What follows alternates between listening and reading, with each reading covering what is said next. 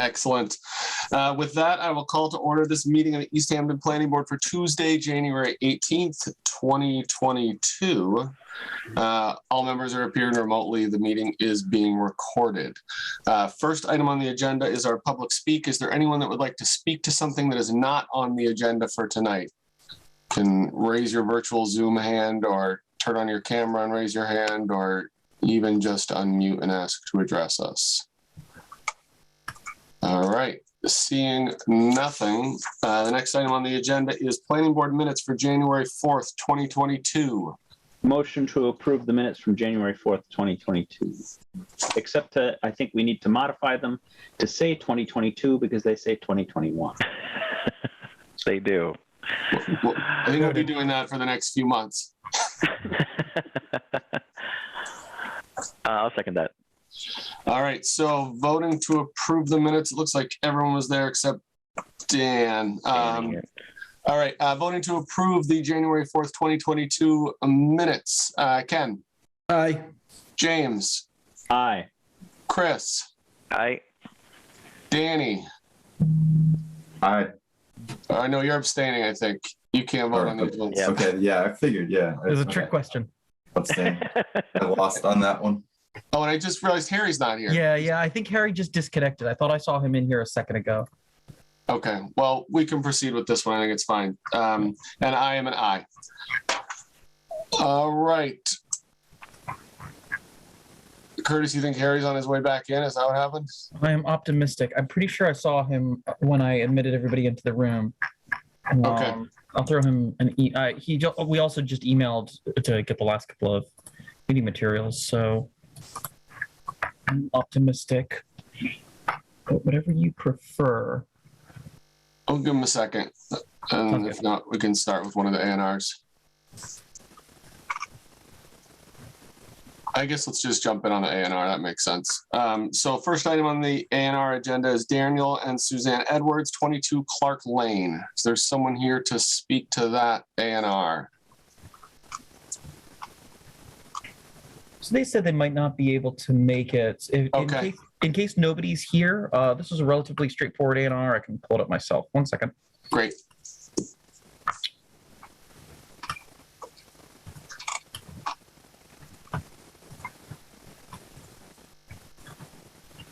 Can everyone see the PDF right here? Yes. This is actually not the final copy that we received. Our final copy is stamped here at the bottom left in paper. This is just the digital version that they provided as an illustrative copy for the planning board to review. On this copy, the applicant is proposing to merge two lanes that have sufficient frontage each in order to create two lots that have sufficient frontage on Clark Lane to make one much larger lot with a total frontage above 250 linear feet along Clark Lane. This is just for tax purposes, as the applicant informed me, because the second parcel is unbuildable due to its proximity to a bunch of wetlands.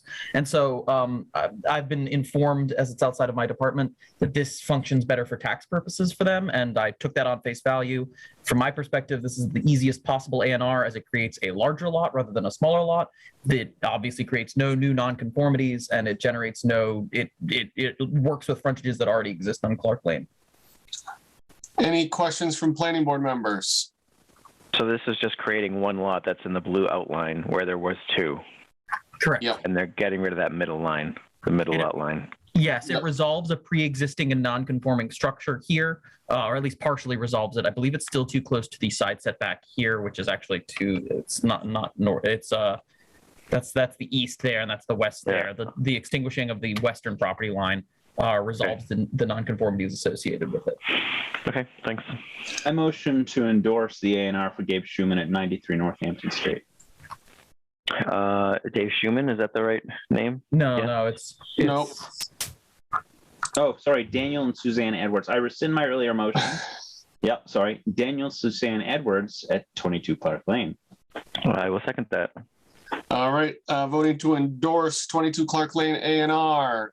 James? Aye. Ken? aye. Danny? Aye. Chris? Aye. And I am an aye. All right, moving on to the next A&R is 93 Northampton Street, Gabe Schuckman. So this is the one associated with the 93 Northampton Street special permit project that's coming later in tonight's agenda. The board may wish to take this up with that agenda item. I can see there's some project representatives in attendance here. They may also have separate preferences. Just narratively, what I'll say is that, hypothetically, if you are a project rep, you might want to wait to see that the A&R is only endorsed if the project is approved, just so you don't create a new delineation of land for which the use doesn't exist. But that is your prerogative. I know Patrick Bogle is here with the project. Yeah, is there someone here who would like to address that for the applicant? Yes, Patrick Bogle, Howard Stein Hudson. I'm here with Allrig USA. Rachel, I don't know if you want to speak to which one you prefer. Sure. I think that makes sense. We can just do it all at one time when our agenda item comes up. All right. I think that makes sense. Excellent. All right. So we will set that aside and address it when we deal with the public hearing for the special permit later on in the evening. With that, we are going to move on to some continued public hearings from which I am recusing myself. So I will pass the virtual gavel over to James Zarvis. And Curtis, you can summon me when you need me back. Will do. Thank you, Jesse. All right, everyone. The next two items on our agenda are for 1776 Fort Hill Brewing Company and for the Birch Family Farms. We'll be opening the public hearing and the special permit process for both simultaneously, as was voted on an earlier meeting about 3 meetings ago. Tonight, as always, I'd like to just kind of give everyone a little bit of a run through of how we'll proceed. We had asked the applicant to provide us some information and some new materials, which they've done. I'm going to ask the applicant to go over those new materials first. We may have a few back and forth questions through that process. Once he's completed going through that, or they have, I'm going to give another opportunity for the public to speak. And let us know what they think. We might have another letter to read into the record. Following that, we're going to try to get into the nitty-gritty on those items and hopefully get to the point where we can craft some usable conditions and findings. It's likely then that we'll go for another meeting to review the draft that I hope we can create after this meeting and then proceed from there. So, without further ado, I see Attorney Lane. Are you speaking for the applicant today? I am, yes. Would you be willing to take us through the items that you presented in your document that you put out January 6th? I will, thanks. Yep, so as requested and as I outlined in my narrative, it looks like there were 7 points that the board wanted more detail on. We now have the overall site plans, which were submitted, and then some larger scale detailed plans for certain points. We also have a snow removal plan as requested, but the overall site plan now includes and addresses most of the points that were that the board was looking for. So to begin, there was a request to address lighting for all parking areas. The new plans show right on the property line between the brewery and the farm, in the back near the extended gravel parking, the point at which a post would be erected. We're proposing 35-foot pole right there along the border of the properties. It would mount an LED floodlight fixture that should provide enough illumination for that entire gravel area that extends onto the farm. Can we share a plan so that we can look at this while we're... Yeah, absolutely. I don't know We if need I'm to share. sharing or Curtis. Okay, got it. Yep. Thanks. Okay, so can you show us where that is, please? So I don't know that I have controls here, but it's... Do you want to do the plan instead of Curtis? I repeat, Attorney Lane, would you like to host the plan instead of Curtis so that you can Yeah. control it? That'd be fine. Then I can actually point Yeah. out things. So I have sharing abilities. You do. You're co-host. You can share. Okay. So, all right. So the lighting post we're talking about will be right here.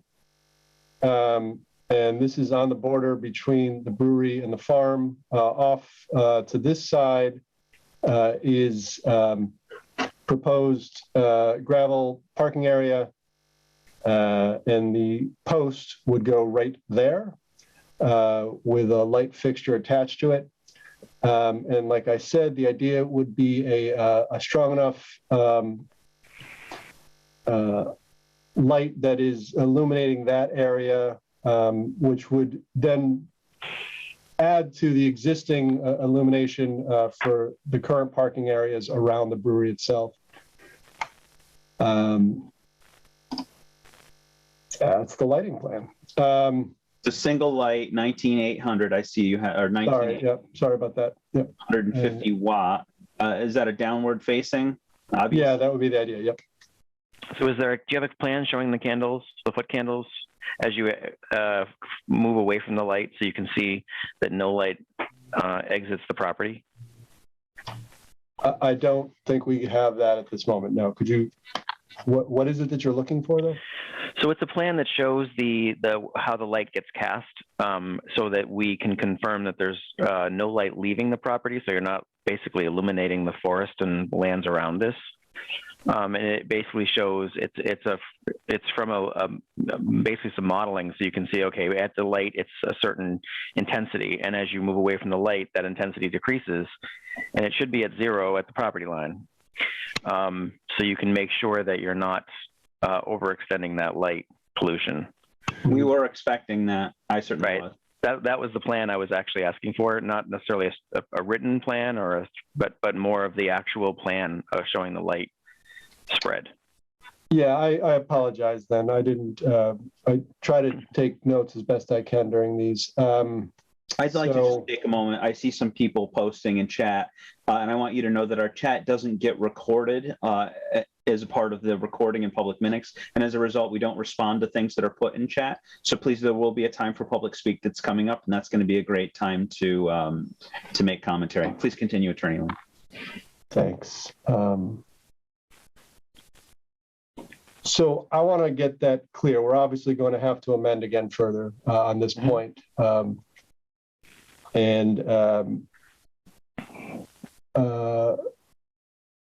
Chris, I'm sorry, you were starting to explain the kind of level of detail that you were looking for. Right. I don't know the official name for it, if it's a lighting model or a lighting, but we call it a lighting plan. And so it shows the actual intensity of the light as it leaves the light source. So we have examples. Maybe we could share an example of, say, Dunkin' Donuts. When Dunkin' Donuts did one right up the street, they showed exactly how far that light would travel and that there would not be any light leaving the site. And it was really important because we had, in that case, we had like a drive-up window that had light. And so we wanted to make sure that wasn't keeping the neighbors awake. We want to make sure that that's the same situation here, that we're not causing undue light to the neighbors. All right. So Curtis or Jeff, if you could go back to an earlier proposal and just find any one of those, that'd be great. But we'll move on while you're looking for that. Can I just add one thing? I don't mean to pile on, but I guess if we're going to move on for the lighting, just I think one way it's been described as a photometric plan. Okay, thank you. I couldn't remember the name of it. But I do also just want to flag that, I'm trying to thumb through the ordinances that we may have, a standard for light fixtures. Somewhere in the ordinance, it says that, most light fixtures are not to exceed 15 feet in height. And I think that's to reduce that glow and glare impact that one, tall light might have. So just know that that's a standard. We can send you that standard as well, just to clarify that might require a waiver, or consideration of the board moving forward. It's a good point. I think was your intent basically by putting one high-powered one in to cover the entire lot, it would have a wider area of effect. Right. Is that what you were after? Yeah. Right. So maybe that might need additional lighting. Yeah, I would think so. Yep.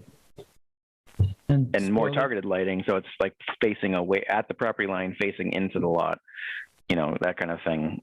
That would help. Is the intent of the lighting to be on when the business is on or on all the time?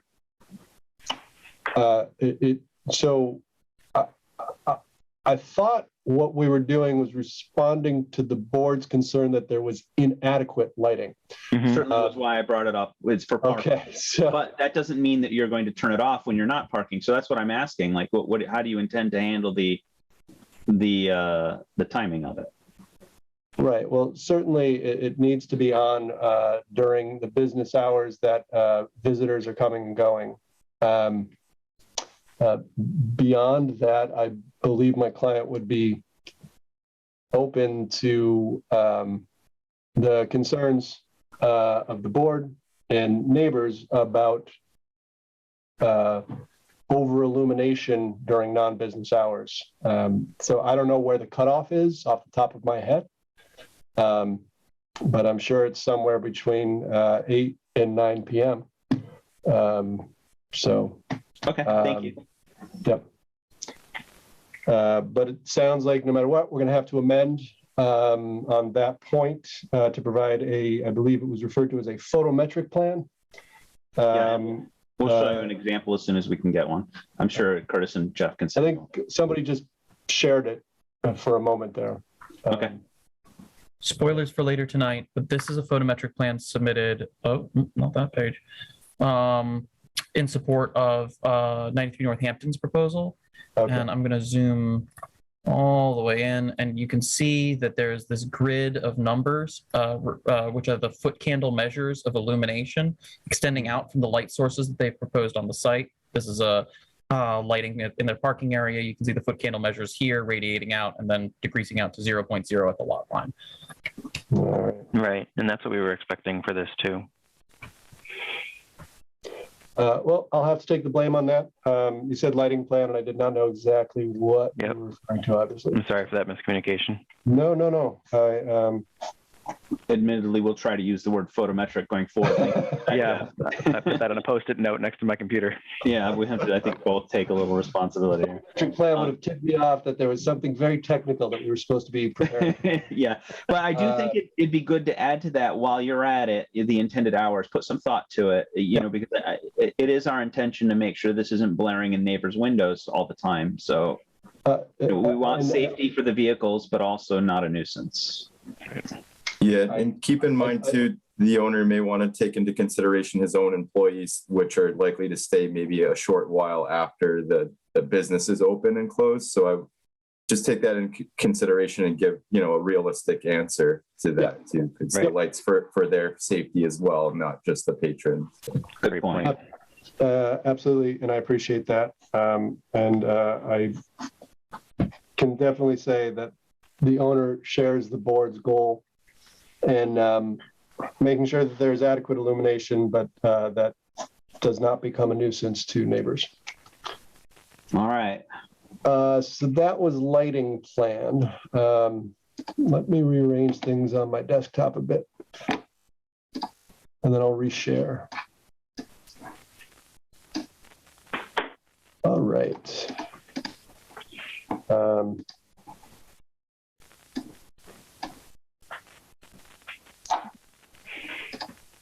Okay.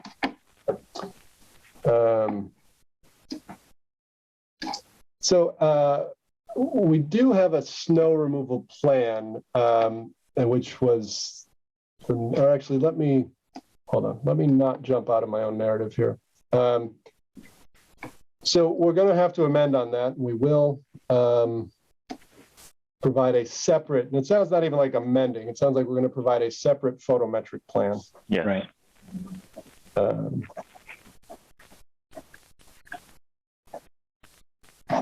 Okay. So we've also added more detail on the proposed parking areas. And if I could just get to it, I'll share my screen again.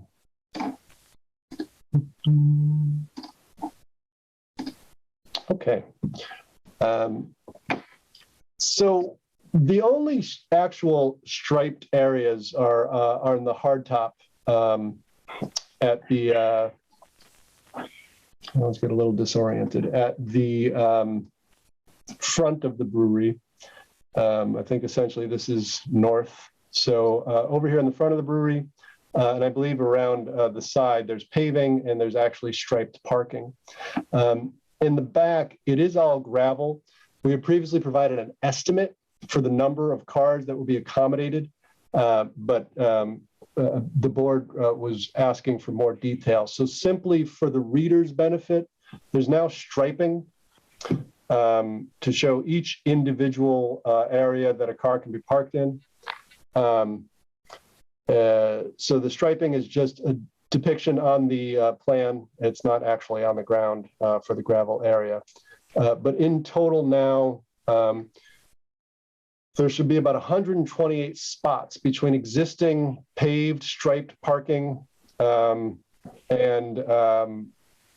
now all of this gravel parking that would extend into the back of the brewery area and over onto the farmland.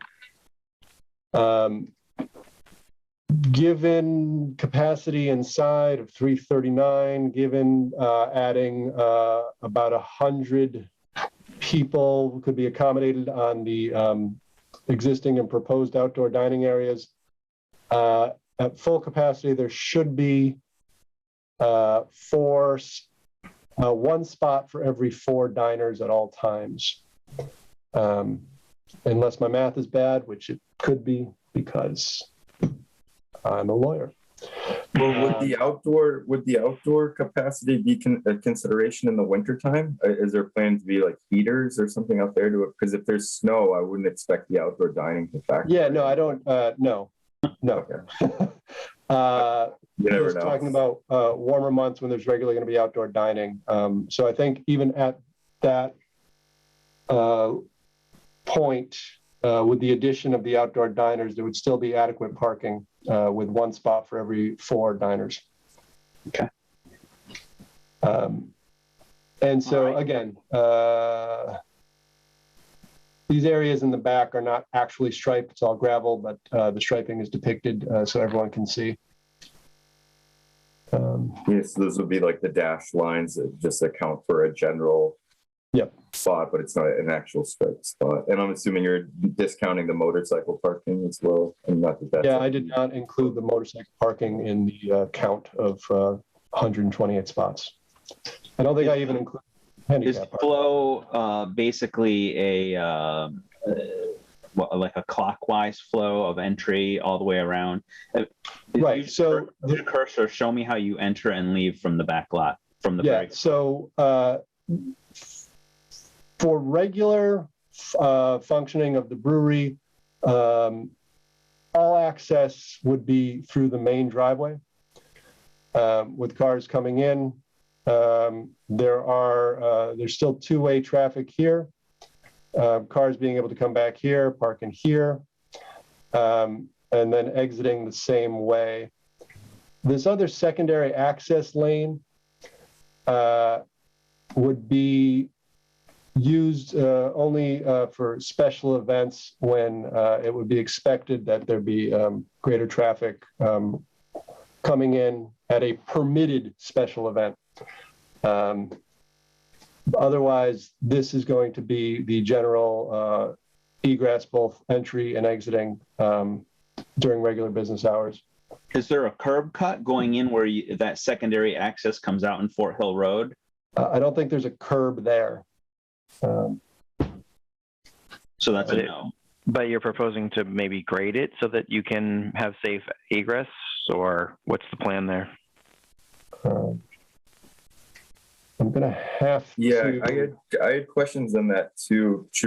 Could we table that and just get through the snow removal stuff first, and then because I echo you two gentlemen on that as well. I had some questions on that. Yeah, no rush. We can do snow removal. And then Attorney Lane, I don't know if you're able to, but there was an actual snow removal plan with like yellow boxes on it. Were you able to bring that one up? Well, Yep. okay. But as long as we go back to that other plan, because I have other, Definitely I have will. other Oh, traffic then- plans. Why don't Excuse we, me. yeah, You can go back to the other one then. I didn't sure. I'd love realize you were. to, here's what I'd love to be able to do. Is capture everybody's questions and concerns. It is so clear that we are not done making submissions. And I just want to make sure that I'm hearing everything. I think some of these questions that are about to come my way, I am going to need more time to consult with both my client and Mr. Swanson, the engineer, and possibly have further surveying done by Ms. Holmberg. And Mr. Swanson could not be here today for health reasons. So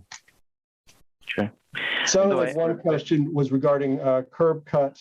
And as I said, I don't think there is, in fact, I know there is not a curb there. It's kind of just a phrase, an engineering phrase, Attorney Lane, meaning like a permitted access point to a roadway. It's not always indicative of actually removing a piece of curbing.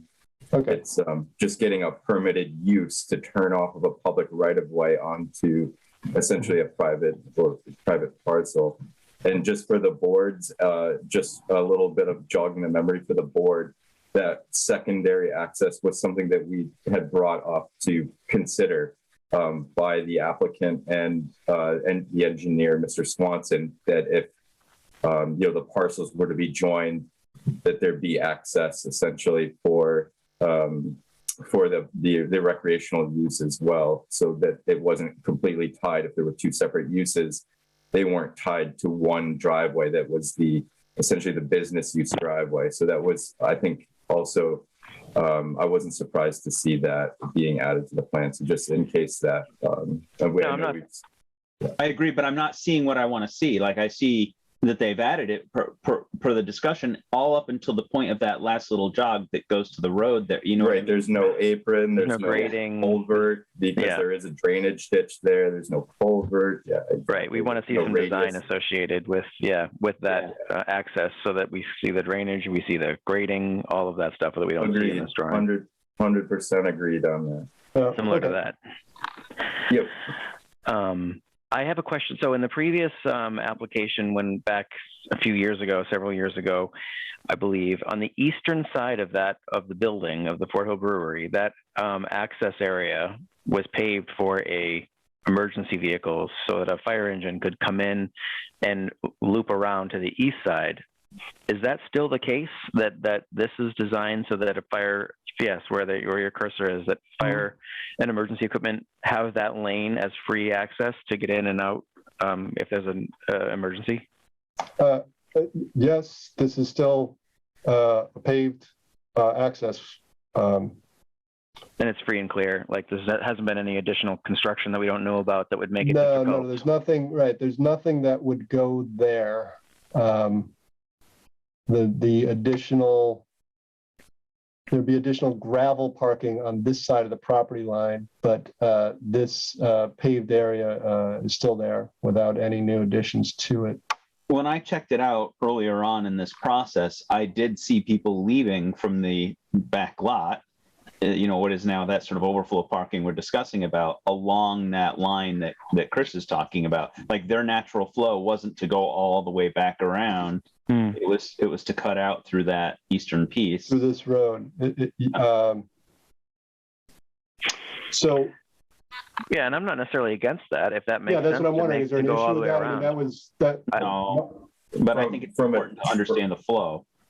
From a traffic engineering standpoint, there is adequate width for two-way traffic on either side. I wouldn't necessarily say that the site is restricted to one-way traffic. The 20-foot wide lane between the structures and the edge of parking is adequate. Is adequate. I know they've got 19 on the other side, which, for low speed, it's not like a highway work zone, right? That's fairly adequate. And especially for an emergency vehicle, Chris, you would expect an emergency vehicle may be able to use a little extra width and not necessarily forced to a single lane. So just for what that's worth. I think it looked okay to me, but I think anecdotally, I've seen it kind of function both ways, circulating and a little bit free form as well, just on based on my own experience. Okay. I just didn't know if we needed to get any sort of review by the fire department again with this revised layout, or not revised, well, with the addition of, I don't think it's going to be a problem. I just don't know if that's something, Jeff or Curtis, we should just have them take a cursory look at this and say, yep, it's all good, and just to close that loop. It's interesting. I could have him overlay a turning template on it with a fire truck, Chris. Maybe he doesn't have to necessarily use like a robust like auto turn evaluation. No, you can download, for free. You can download templates for emergency vehicles and overlay them on the plan. Yeah, I'm sure the fire chief can look at this and say, yeah, that's fine. That too. Yeah, that too. I don't think that double checking the clearances for emergency vehicles is ever really a wrong choice. So. I think we might want to wait for the update with the curb cut so that we get a plan that's final before we send it. Okay, that's a good point. That's a good point. Yeah, because they definitely couldn't make that hard. If they had to get over to that recreation area, they couldn't make that hard turn, that hard 90-degree turn to go back to the road. But I don't know if that matters. Well, they might, because it depends if a car was in those. Yeah, that's true too, and it's all just gravel. So that is really gravel. Yeah, they're just depicting a general idea of where the flow would be directed, but it's not striped. So. Okay. Fair enough. So I think that we like the idea of checking it by the fire department again, and I think we definitely want more information on what the secondary access lane is. Now, you said that you kind of, Attorney Lane, put that in there for sort of representation, but it's really just gravel. Is that why there was no curb cut? It was just kind of this is how it could go. I mean, what was the thought there? Or do you need Mr. Swanson for that? So I don't have any details on, certainly not any details on grading or other design aspects of this, other than it's proposed. These meetings in my office cleaning always coincide, and so now there's a loud vacuum cleaner outside my door. So that's fine. We can hear you fine. Yeah, we can't hear it. If you can't hear it, good. I can't hear myself think right this second. So that area right where it says Fort Hill Road on Fort Hill Road, the word hill right there where that dot is, we need to understand that more. We'll just add it to the list. Yeah, and that's fine. And that's what I'll do. And I really will have to speak to Mr. Holmberg and Ms. Holmberg and Mr. Swanson about this. But the idea is, yes, that this is proposed and that there will not be parking in this area.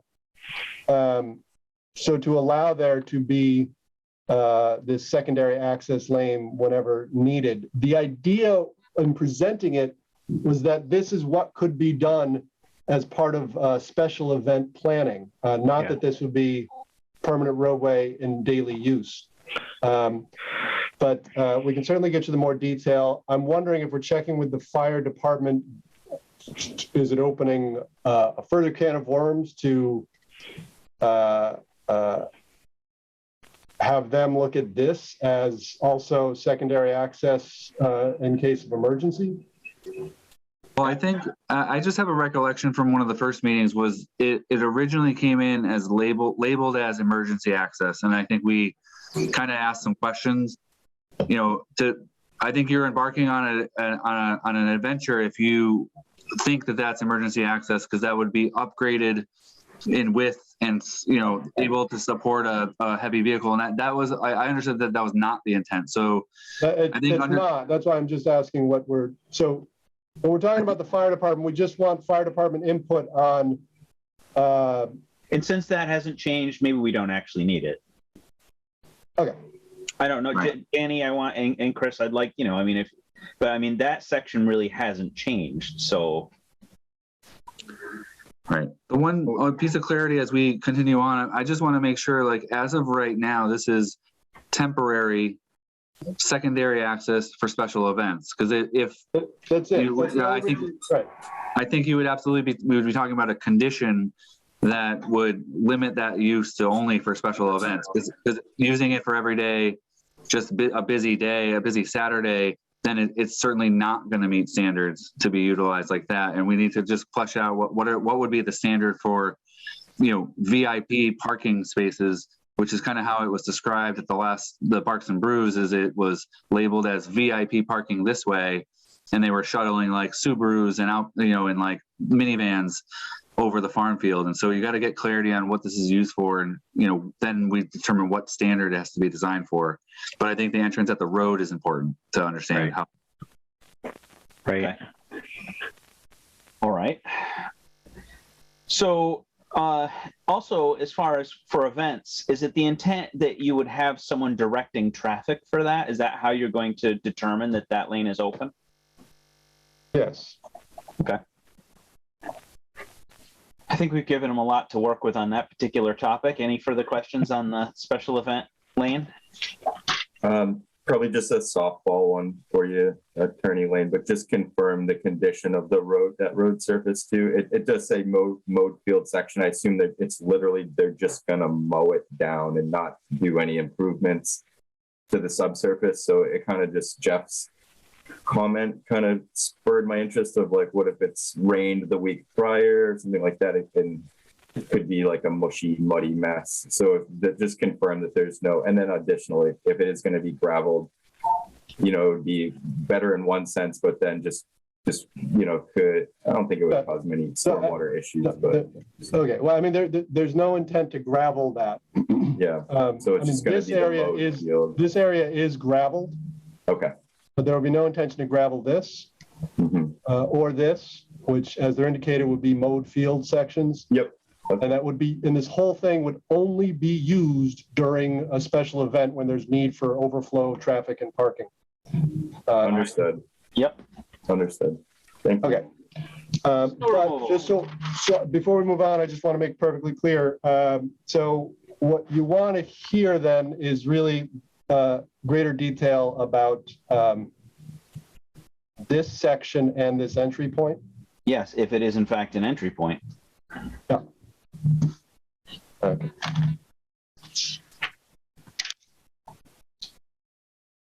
All right. So I'll let you continue with the narrative when you're ready.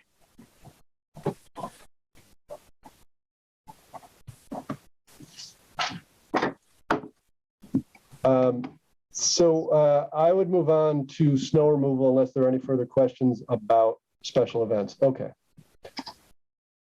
This one, I'm really going to have to defer to Mr. Swanson. So if there are some technical detailed questions here, we should definitely just add this to the list of things Mr. Swanson will have to address when next available. I just had a few possible suggestions, nothing too crazy. Just that 800 cubic yard storage in, sorry, the north arrows always get me on these plans. I think it's the southwest. Yeah.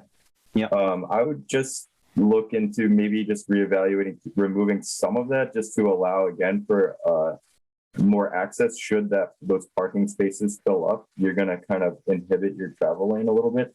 And just my recommendation would be to take a look at that 300 cubic yard. Because it looks like, that's a nice flat area. I've been on the site before. You could potentially be able to just just do a subtraction from the 800 and add a bit to the 300. And then I know that motorcycle parking is right in front of the entrance, and I'm not sure what it would do visually for the patrons coming in and out, but to me, that's usable space as well. Because again, during a snowstorm, I don't foresee there being any motorcycles, and same with the patios. So I think there's other areas that if they need to move some of that 800 cubic yard to get more access, I don't think it's like a huge effort to find a few other little spots to put it. And that's just my general opinion. Thank you. Appreciate that. Good suggestions. Anything else from the board? Nope. All right. This looks good to me too. Let's move on.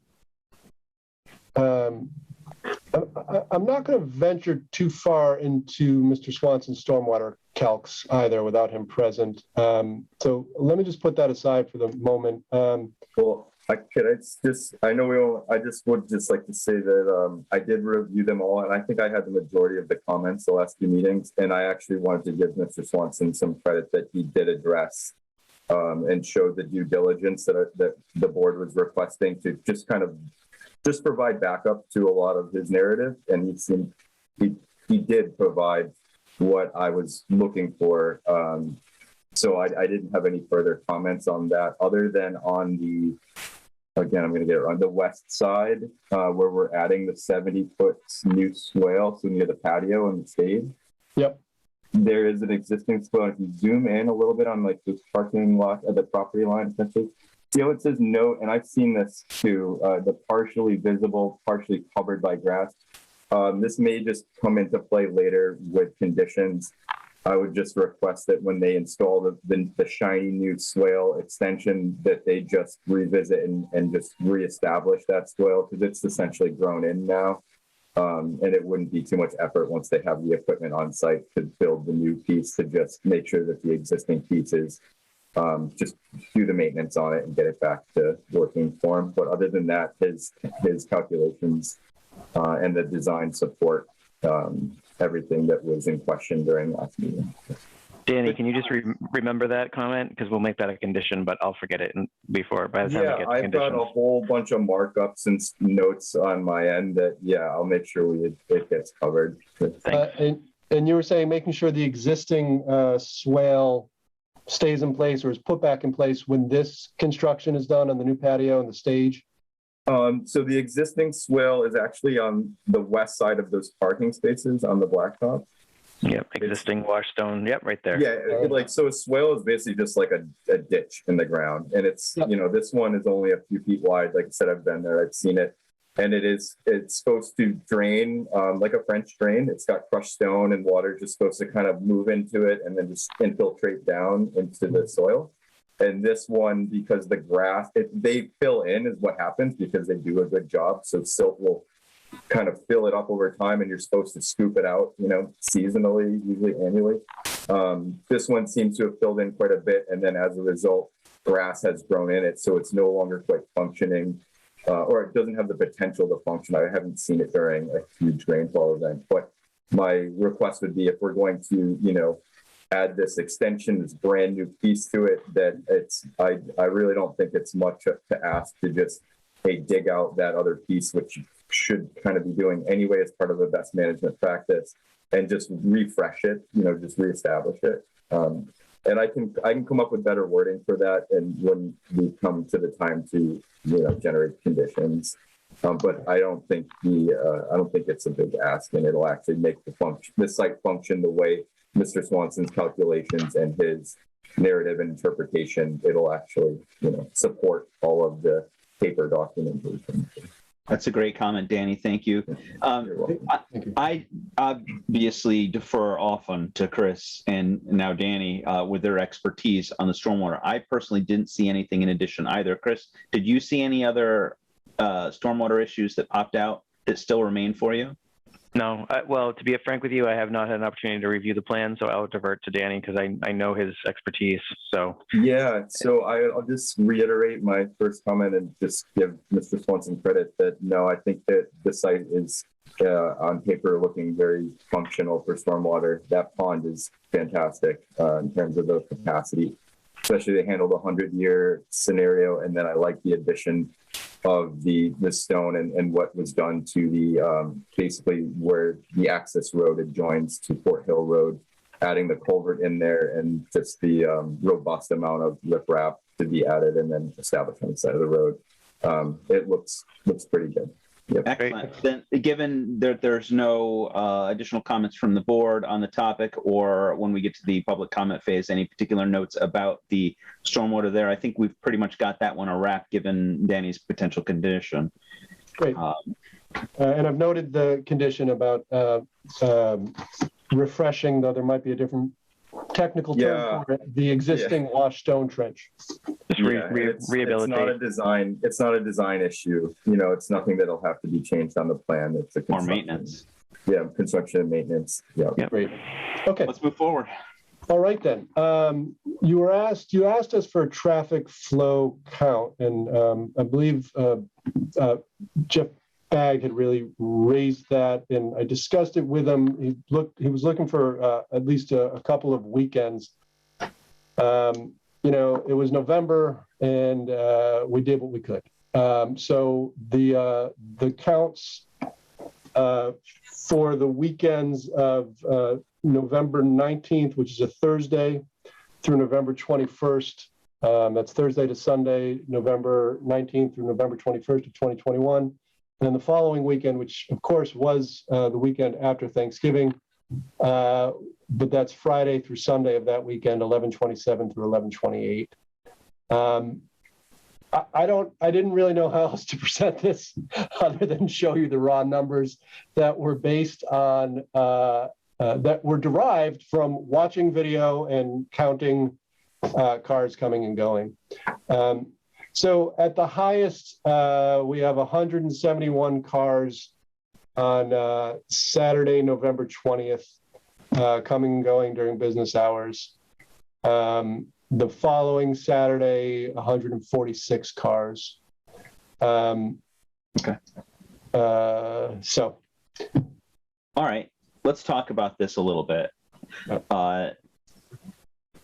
First question I have for you is about events. Events could potentially change this. So let me ask you this. How often do you intend on having special events? So I cannot answer this question right this second. I'm sorry if I haven't really adequately prepared for possible questions that might come my way this evening. The Barks and Brews is the one event that keeps getting discussed, and that turns out to be, I think, the one of the larger special events. In the marathon too. So I think since we're doing further submissions, if you want a detailed list on special events and capacity expected, volume expected during those events, I will have to confer with my client, and then I'll have to provide more detail. I'm kind of torn because, I'd like, if we're going to allow events, then you should have the flexibility to let someone come to you, suggest an event, and add an event in it, and not have to have it detailed from the planning board in advance. But I think, too, that it's important for us to know that if you're planning to do this every single week during operation, that's a big deal. That's going to impact the traffic flows. There's kind of a line for me between intermittent, and that's maybe once a month, I think, in my head, and greater frequency than that. And it may be a different line for other people on the board, but I think that that's going to input it. Right now, where I'm at, and there'll be just some discussion. There's been some from public speaking on the board, but personally, where I'm at with this is that you've been demonstrating with this overflow without permit some time what the traffic is like, and we don't have any additional accident reports. From my perspective, parking is a concern. We looked at that, but from my perspective, I don't think we need to go any further with the traffic. Some other board members may disagree, but what will change that in my mind is the frequency of events. Does anyone else on the board have a comment on this? No, the volumes don't look concerning. To me, I don't have any other comment. Chris, Harry, Ken? Nope.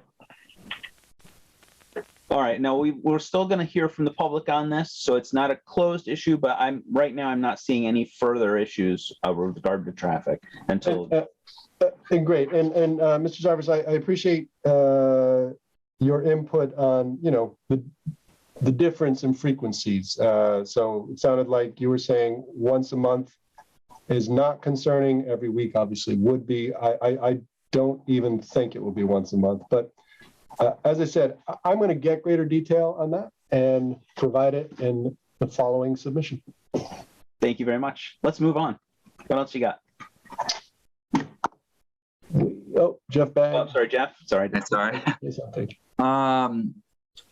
I don't really have a comment on special events. I think understanding the general frequency that your client is anticipating, I think that'd be good to have next time. One of the reasons why we talked about the kind of capturing the amount of traffic, it wasn't necessarily like because of the impact of the road. I think I agree with what Member Hartman said. It's not necessarily that, at least from my perspective, and we may hear comments from the public, but I did have a question about the parking counts. And so that was really what part of this was a little bit of understanding what is the actual parking demand on the site. And so this is actually pretty helpful. I think you did kind of articulate that this is maybe late in the season, or it was around Thanksgiving, but I guess the question, first a statement and then a question. So the statement is that, the standards in the zoning for 1 space per 4 patrons, if that's the calculation, it's a minimum. And so I think what is clearly demonstrated is that your client has a business that will exceed the minimum parking requirements and have some other normal demand on it. And so that was part of the reason why we wanted to kind of get the ground truth thing while your client has the space and has an active business. So if you're proposing like 121 or 128 spaces, 28, yep. And you're seeing, at least 2 events in very late fall that exceed that number, we just need to understand how does that work. But I also think that when the board gets around to discussing approval and conditions, is that this is going to be the parking kind of demand and requirements for the use. It's going to exceed what might be the statutory minimum, and it exceeds that. So I just want to kind of capture a little bit of that as we move forward. So, like 146 cars or 171. 171, yep. When you have 128 spaces, I want to explain how that might happen. Right. So that's not static, Jeff. That's okay. Yeah, so that's exactly. turning over. It's Okay. not static. It's over the entire. And I'm so sorry, but that's fair. To answer that question requires a level of detail and a commitment of time that neither my client or I was able to expend before I produced this report. Meaning, we're watching a video, and I wasn't cognizant of time lapsing, but this is not 171 cars at one moment are parked here. That actually helps me a lot. I didn't think about that. So that, okay. Yeah. But I definitely, okay. So that's helpful for me. I was wondering about the numbers and I did not think of this is over the course of that whole day. So, right. So I just want to acknowledge that the site does have some demand that might exceed the minimum, but if your client thinks that 128 is like suitable for most days operations, then that's what I was fishing for. So I appreciate that. Sure, and it is. To give you an example, on a Thursday, November 18th, 54 cars during business hours. On Sunday, November 21st, 53 cars during business hours. Friday, November 26th is an outlier because it's the Friday after Thanksgiving, so I don't think it's helpful to say that there were 33 cars that night, but there were only 33 cars that night. But following Sunday, we're back down to 27 cars. So clearly, Friday and Saturday night are bigger, Saturday night being the biggest, it seems. Yeah, I think to fully answer your question, though, Jeff, we'd have to go back and look at this and then really think about the time lapsing as we're counting cars. No, I appreciate it. And I do think that, generally understanding the experience there is it will thrive in the summer. So like the numbers are kind of low in the doldrums of like right after Thanksgiving. So those are the low end numbers, I would say.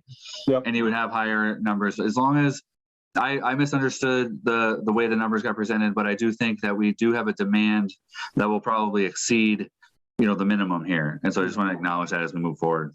I think that's a great point, and maybe we should spend just a moment talking about one other thing we could ask for. And now this might be something that's a part of any event permit, because you'll be pulling, I'm assuming, permits for events, right? Yes, absolutely. One day or however, whatever it is, but it may be a part of that process. But having an understanding of a generalized event handling plan, and like what happens if you have more people than spaces? What are you going to do? How are you going to handle these kinds of issues? Putting something like that in, I think, would be handy to us. Now, I'm not certain, again, if that really belongs more in as something that's required for an event permit or not. But with relation to parking, I think knowing that you have a plan in place to respond to when a problem is there and knowing what it is would help me. Yeah, or even just building that into your event, right? So just like making the event, you have to buy some kind of a ticket for admission, and then only having enough tickets or parking passes, a finite amount, and just letting people know that if they aren't able to buy the pass, they're going to have to come up with another means of an Uber or the bike path or like walking or whatever. Right, but you can always control it with like, just literally putting a cap on your admission as well, and just basing that off of your volume of capacity for patrons and vehicles. So that's one, just throwing it out there. You know, I like that. I like that a lot. Thank you. I appreciate that recommendation very much. Okay. Yeah. Okay. So sounds like, if I'm hearing things, you'd like to see kind of a special event contingency plan for parking. And probably, since we're doing that, to maybe address Jeff Bagg's concerns, that in general, what's the plan for making sure we don't exceed existing parking spots? If that occurs, what would the plan be? So I can put that into the next submission. Thank you. Okay. Recreation areas. Yeah, so the last couple of points here are on the recreation area, and then I'll get to noise mitigation. So the recreation area is, of course, there's 2 spots on the farm. I am still sharing screen, yes? Yep. Yes. And I think probably of greatest concern is the personal recreation area to the far right on your screen, which is a track that would be designed for use of both pedal and motorized bikes.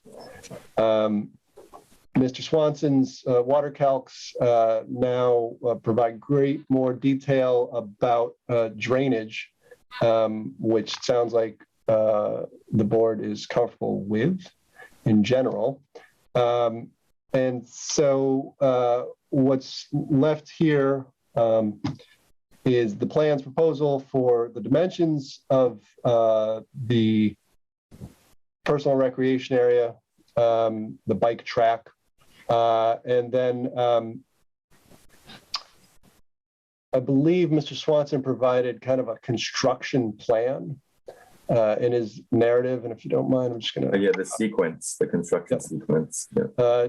To both ensure that drainage is handled appropriately before this is finalized for any use, should those uses be approved. The only thing that I can add to this, which I think would be of greatest concern to the board and neighbors, are what the exact, sorry, so many things to look at, what the exact uses would be here. What we're proposing is this is for personal use. This is not for commercial use. This is not for patrons of the brewery to then go have fun on a motorbike.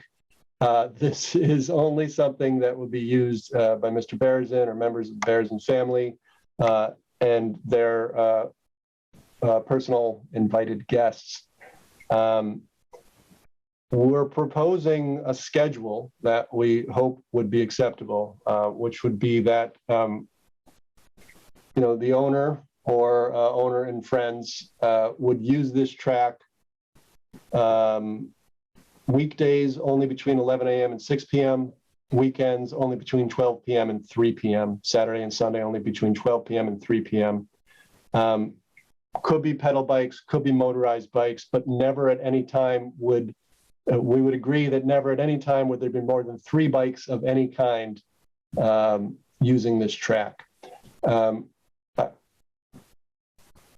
That's the proposal. I'm okay. Happy to hear comments, questions, and see what we can do to answer them here. I definitely have some commentary, and Chris, I see that you do too.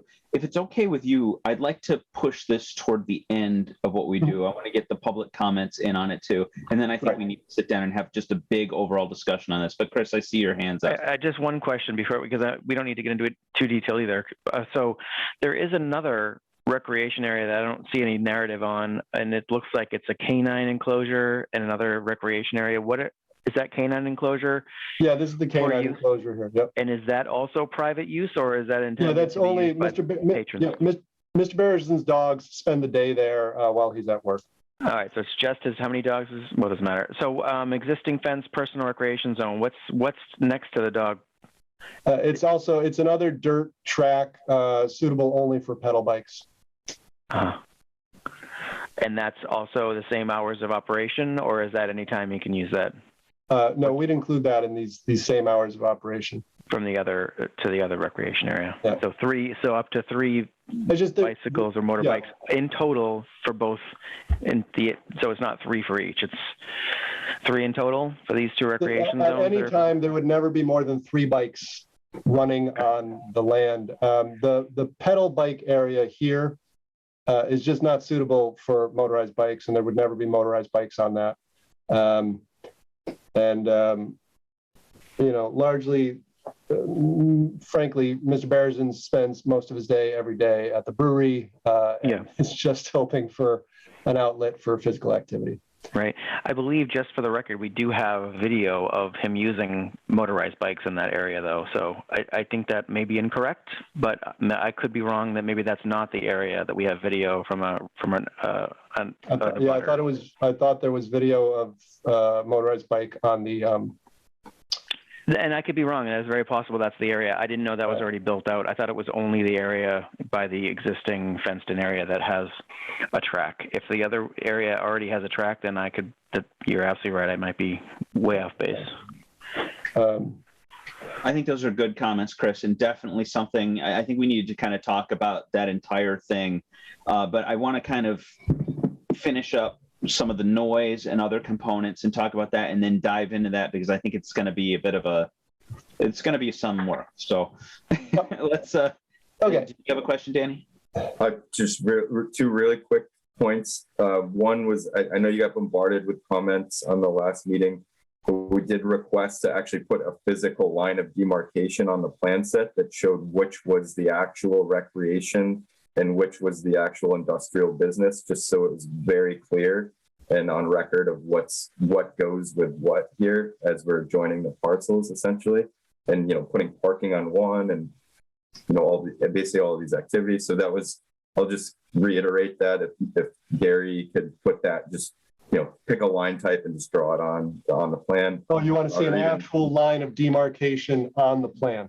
Yeah, that says like this is recreation, or just fence and what's recreation and what's industrial. So what's going with the brewery and what's going for just Mr. Barrison's personal use. So it's just very overly clear visually on the plan. And then I do think there's a third place on the site that's used for recreation in the northwest corner, right? Aren't there some dirt jumps up there too? Should that be addressed, or are those being removed? It looks like they're not even on the property based on the property boundary survey. Yep. So there are these, what I asked to be referred to as pedal bike mounds. They are not on the property of Fort Hill. Okay. Mr. Barrison has in the past used them by verbal agreement with administrators at the school. This is actually school grounds. Okay. If I can pull back out. This is undeveloped meadow, woods. There's an area over here that is all part of the neighboring school grounds. As I said, Ms. Barrison was using this and kind of moved earth and built mounds, and there is a wood structure there that all was done, again, by verbal agreement with administrators of the school. Okay. No further comment on it. I think we talked about that too in the past. It was a good question. And I think it's kind of overgrown now. Wasn't it recorded as not currently being in use? Is that what we said last, I think, Attorney Lane? It is overgrown. I don't know the last time it was used. I can't answer that question right now. Okay, we can move forward. All right, let's go on to noise. Noise mitigation. So,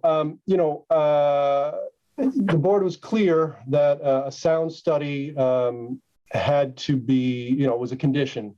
And what I can report at this moment is that, we laid out kind of a general plan last time. There's some more specific detail on the site plan now for a proposed, this is for the concerns of noise from outdoor music. So there'll be a proposed stage, enclosed and roofed stage of 16 by 20 feet that would be right here next to the patios for outdoor dining. The main idea would be to have the closed back of the stage here to the parking and to the wooded area here that separates the brewery and the school grounds from the field on the further side.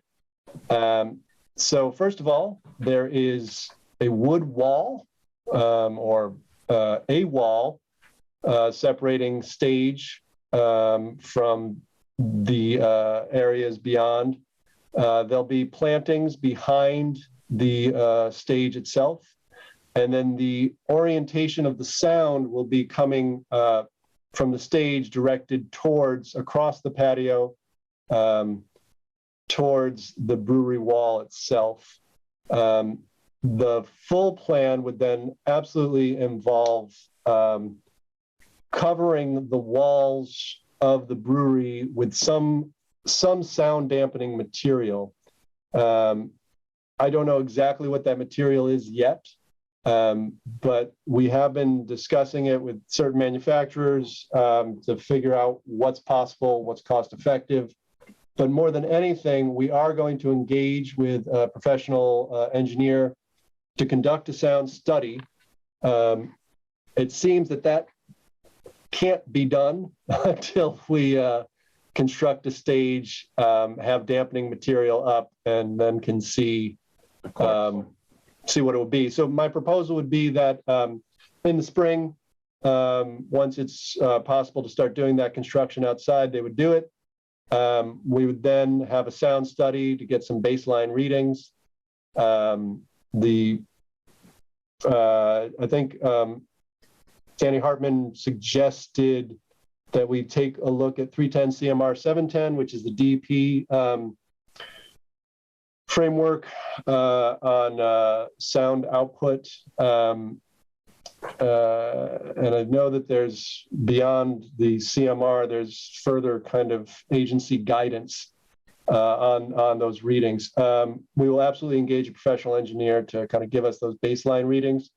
And then frankly, my proposal is whatever these readings are, whatever we do between an initial baseline reading and a follow-up, as complaints, if complaints arose after that,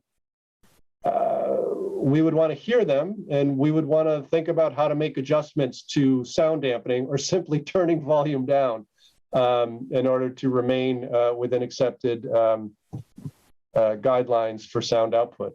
But the whole point of this is to stop having sound sent out from, previously sound has been with the performer with their back to the wall and the monitors going out across the outdoor dining area, so that it then, I'm using my hand instead of the cursor, so that the sound then travels out this way. So just reorienting it already, I think, is one major step. Also, the whole point is to create a more intimate sound experience for the diners. So I think adjustments in sound and turning it down may very well make sense. And we would certainly remain open to hearing neighbors' concerns and board concerns as we move through this process to see what other adjustments can be made. I think everyone agrees outdoor dining and outdoor music in the warmer months is part of our future in all towns here in the Valley. And it's ultimately a good thing, but we definitely do want to have it in a way that enhances dining experience, enhances revenue for the brewery, but that it does not remain such disturbance for some neighbors. And I can tell, as I think we've all experienced, those of us who've done these site visits, not every neighbor is impacted in the exact same way by this sound, and certain folks are getting the worst of it for sure. So that's the plan. It is a general plan at this point because we haven't constructed this yet. But the overriding plan would be to continue cooperating with the board and neighbors to address these concerns as they're raised. Okay, I have a few questions, and I'm confident the board does as well. Let me start out with a few. First, I think we've mentioned it before. There's definitely this concept that we're, with this sound study you're doing, we're going to want a follow-up meeting, a look back, it's been called, and it'll probably be predicated on the first show you have 180 days after that show, 6 months after. We want to bring people back in a way that allows for so that we can get public feedback in addition to your sound study, and look at it to make sure that you are following, the basic rules, that you're at the decibel limit at the property line. And I think we'll want to spell those out in a condition. And I just want you to understand that that condition is definitely something that I think the board sees as necessary. Mm-hmm. And then I have some questions about that patio itself. Now, there's not a whole lot of detail there, and I know because you haven't built it yet. The first point of confusion I have is, you have the word patio next to the silos. That's a stone patio currently, right? That exists now, yeah. That's the existing patio that's out there. This building, is it open to the stone patio to the east, or is it open to the south? It's a horseshoe, right? It's like 3 walls, or is it 2 walls? I'm confused. I'm sorry. The new sound place where you're putting music, that little square right there where your mouse is. Where are the walls? Here is a wall, here is a wall, and here is a wall. So it is in fact open to the stone patio, not to the proposed patio. That is an interesting point. So we might have to work with that. That stood out to me. I'm a little confused about the construction of it. I mean, that still is, decent in my mind. If it's 2 walls, others may disagree, because it's still blocking to the neighbors to the north and the neighbors to the south, and that's where all the complaints we've received have come from regarding noise. So I still think it's potentially viable, but that plan isn't quite right. And, if you look down further below the proposed patio, the 3132 square, there's a concrete retaining wall that used to be there. I'm not really sure on that proposed patio. Is that at ground level? Is that retaining wall still there? Is it elevated, that proposed patio? I have some confusion about the construction of it. Am I making any sense? No, I hear your questions. And sadly, I have not been to the brewery in a couple months. So, that hasn't been built yet. That's proposed, right? Yeah, no, I know. But just thinking about what's currently existing there. You can say that lower area, the retaining wall that Mr. Zarvis mentioned at the bottom, is really like a loading dock. So it goes downhill. The retaining wall is kind of up. So that proposed patio is probably just at grade now. One of the small technical questions we have is the perimeter of the patio. Our understanding is that you'd have to have some kind of fence to meet AAB requirements. So just clarifying that. Little things about the arrangement of the patio, which would be entrances and exits for patrons, and just understanding, like, when you get from the existing patio to the new patio, we would assume they're going to take out some of that brick wall. It's like a 3-foot brick wall or something. So just little details about that. And then obviously, I think Mr. Zarvis touched on whether this is a 2-sided structure or 3-sided. Just clarifying that might help everybody. Jeff's point was definitely my next question about the flow, like how you get in and get out. So we're definitely kind of, curious about that, because that gets to safety. It's definitely something I'd like to understand. Yeah. Okay. So sorry, do you want to take a moment and write some of that down? I do, because, and I apologize. I just, when I create my narratives, I try and focus on what we last discussed, and then I missed that there still might be these other things that need further detail, and clearly this is one of them. So, the bottom line is you need and want to see more patio detail. Focusing on egress Flow, Egress, elevation, the proper fencing, and the sides of the walls and the music. elevation.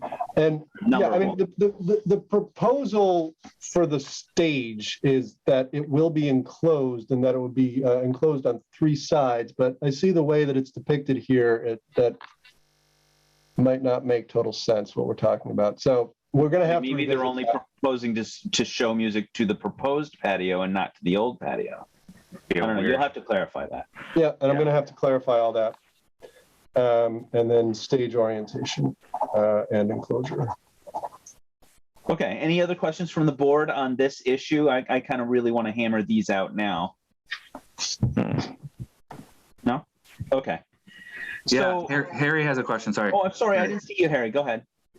Yeah, I'd like to know why we're lumping in this personal business with the brewery business. Shouldn't it be held up separately?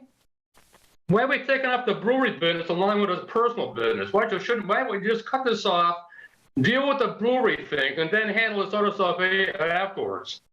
So I'm just going to jump in there, Harry. I think it's a great question, and it's one that I definitely that I think we all need to go over, and it's why I asked to kind of not deal with that question right now. I want to kind of touch it as a separate thing because I felt like we might be able to put some of this stuff with noise and stuff in the sound to the side. It's definitely something I want to get an answer to. So if it's okay with you, I'm going to have you just hold that question for a bit because we're going to touch on that tonight, I promise. Yeah. I did have one more thing, and thank you, Harry, just jogged my memory. Your hours of operation, Attorney Lane, you've given to us before. I don't remember them exactly now because they're kind of all over the place on each day, but they're a limited number as I recall, and it's somewhere between, I don't know, what, noon and 8 o'clock on different days, right? Like a Thursday to Sunday. Is that generally, do I have the gist of it? You have the gist of it, and I don't have the details in my mind right now well, either. What I'd like to do is, nowhere in here do I see that the live music has a time limit. And I think with it, we need to make sure that it is attached by condition, unless I'm wrong. Do you have time limits proposed for the music? Yeah, I thought we had well, let's take a look at that. In an earlier one. Let me just open. But my point is, actually, give me a second if you wouldn't mind.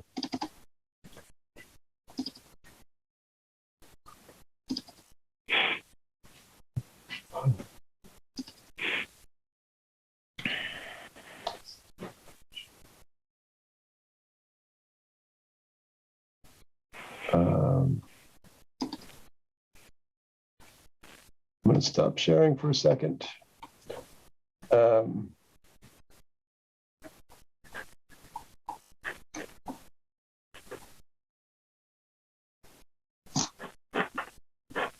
Maybe we have them locked in. We have some hours, but I mean, right now, at the very least, I think we need to make sure that there are not more than what your hours of operation are. And frankly, it might need to be less. I think we should discuss that. Yeah. So what I submitted in October was that the outdoor music stopped at 7, and I thought it stopped at 7 in compliance with the city's conditions for outdoor music. 7 o'clock. And when would you start it? So I don't know the answer to that right now off the top of my head. I don't think I've got those details here.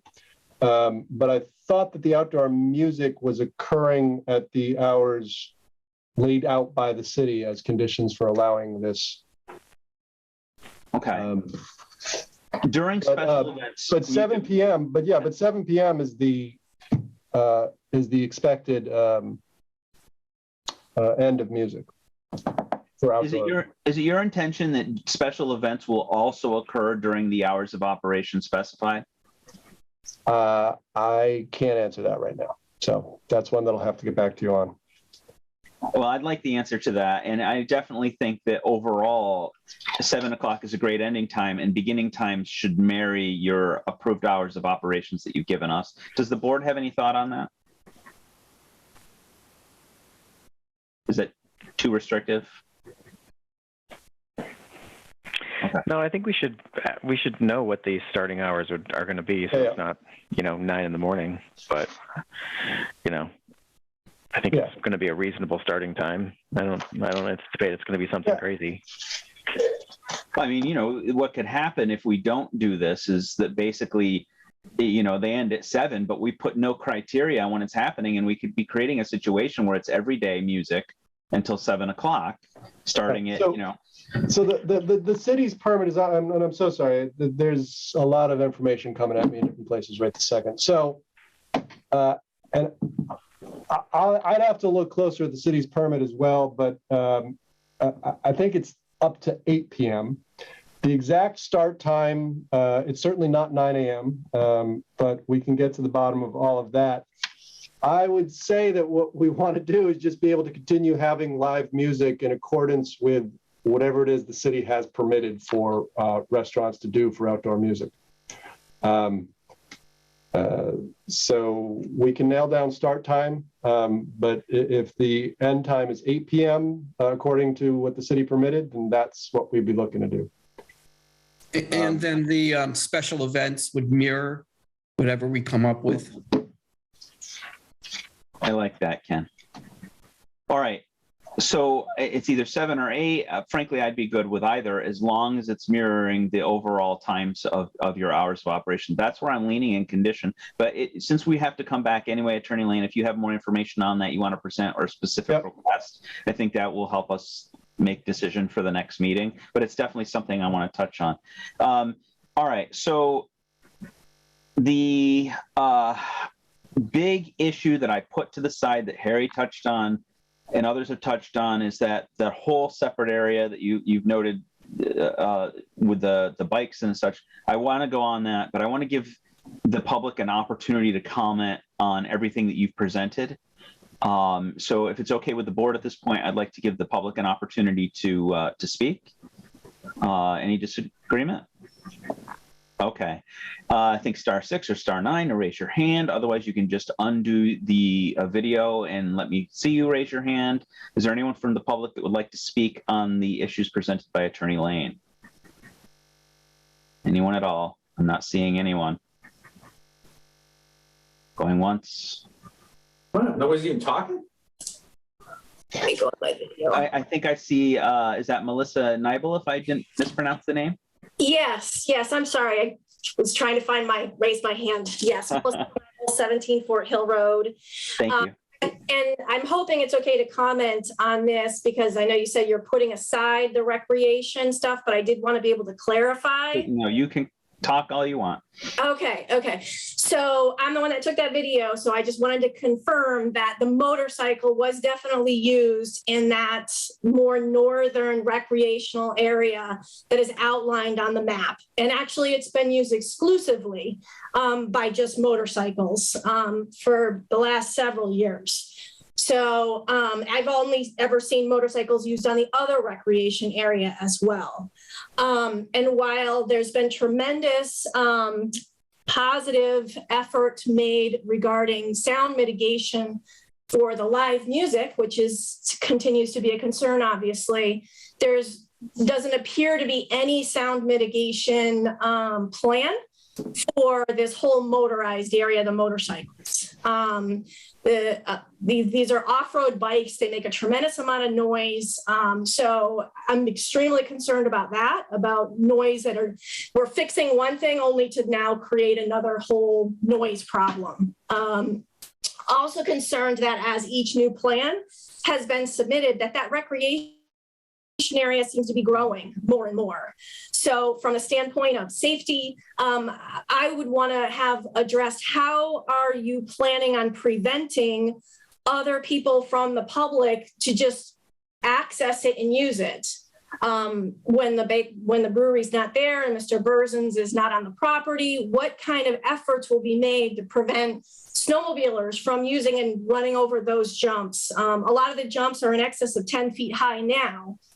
So I'm just wondering what kind of efforts will be used, because while he may be using it just between the hours that he's proposing of 11 to 6, if he's not preventing access to it by other people just randomly, that would be a concern for me too. Let's see what you want to say. So that's all I just wanted to comment on. Well, thank you very much. That's appreciated, and we will be taking that into consideration when we have that discussion in just a few minutes. Is there anyone else that would like to speak? Hi, this is Laura Fisher, 61 Clapp Street. I want to say I am really encouraged by the responsiveness regarding noise and sound coming from the property, from the outdoor music. I'm a little hesitant to endorse the idea of building a stage and then conducting a sound study. I really would strongly recommend that a sound engineer be consulted in the design of this, not simply, let's just throw some stuff at the wall and see what sticks. I'm really, like I said, I am encouraged by the development here, but I would respectfully request, that a professional be consulted with regard to the construction of the stage and the orientation. It sounded a little bit like there's a little bit of a lack of clarity around, for me anyway, around the side, sort of the orientation of the stage. That's my only comment. I want to say again, I'm happy that this is being addressed. Thanks. Thank you. And that, I have to completely agree. That seems like a no-brainer, having the designer in from the beginning. That'll help them give you the sound study you do. I hope that that's something that's feasible, Attorney Lane. We will certainly look into it. Thank you. Is there anyone else that would like to speak? *6 or *9 on your phone. I don't see anyone else. Going once, going twice. All right. So at this point, oh, I'm sorry. Sue. Yes, hi, thank you. I would just like to also.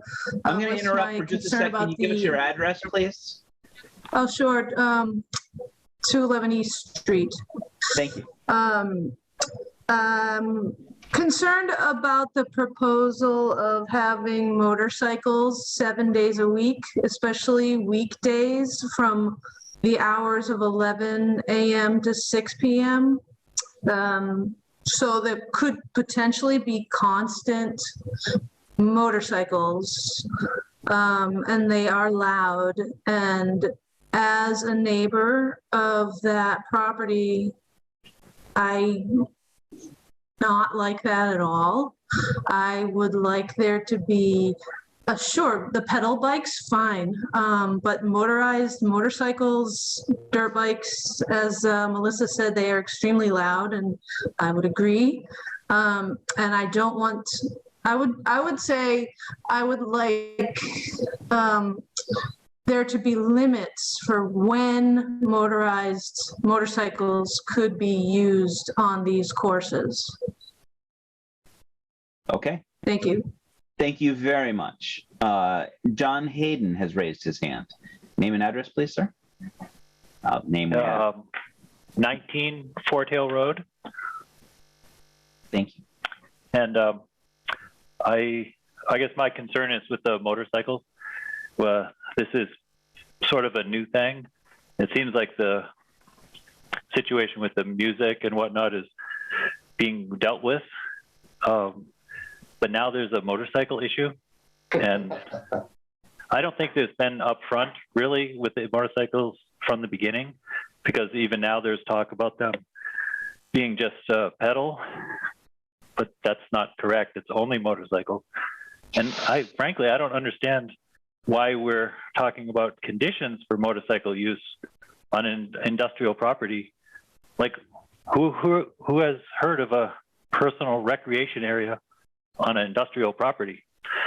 I think it would just be terrible to have the bikes over there. That's my opinion.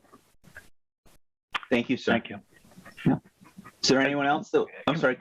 Commissioner Jarvis, I just wanted to just kind of go back to that comment about the number of hours. I just was looking at the hours and adding them up, and Sue is correct in that it's 41 hours a week of possible motorized bike activity on the site, which seems to me to be extreme. So that's something we definitely should consider when we're crafting, if and when we get to that point when we're crafting conditions, is to think about how many hours pedal bike versus how many hours motorized bike. I didn't realize that many hours. Sure, and I'm throwing out a proposal. We are here to listen to everyone and to find a plan that could possibly satisfy everyone's desires and concerns. Mm-hmm. Yep. Okay, thank you. Chris, I think you're spot on. Let me see if there's anyone else that wants to speak. John Hayden's hand is still up, but I think that, oh, you do want to speak again. Go ahead. Go ahead. Yeah, as far as the hours for motorcycles, we should consider who wants to have even 2 hours of motorcycle use across the street from their house. No. All right, point understood. Anyone else that wishes to speak from the public? Once again, *6 or *9. I think. This is Sue again. Go ahead. This is Sue again. I can't find my hand raising, but I also wanted to just put in there that this proposed motocross track or motorcycle track is right next to a school. So having motorized motorcycles running during school hours is questionable to me. Thank you. Have we received any communication from the school, or have they been made aware of this proposal? No, and traditionally, they're not one of the departments that receives, but they would have gotten a butters notification. They would have gotten a butters notification. I take it back. But I've received no comment from them.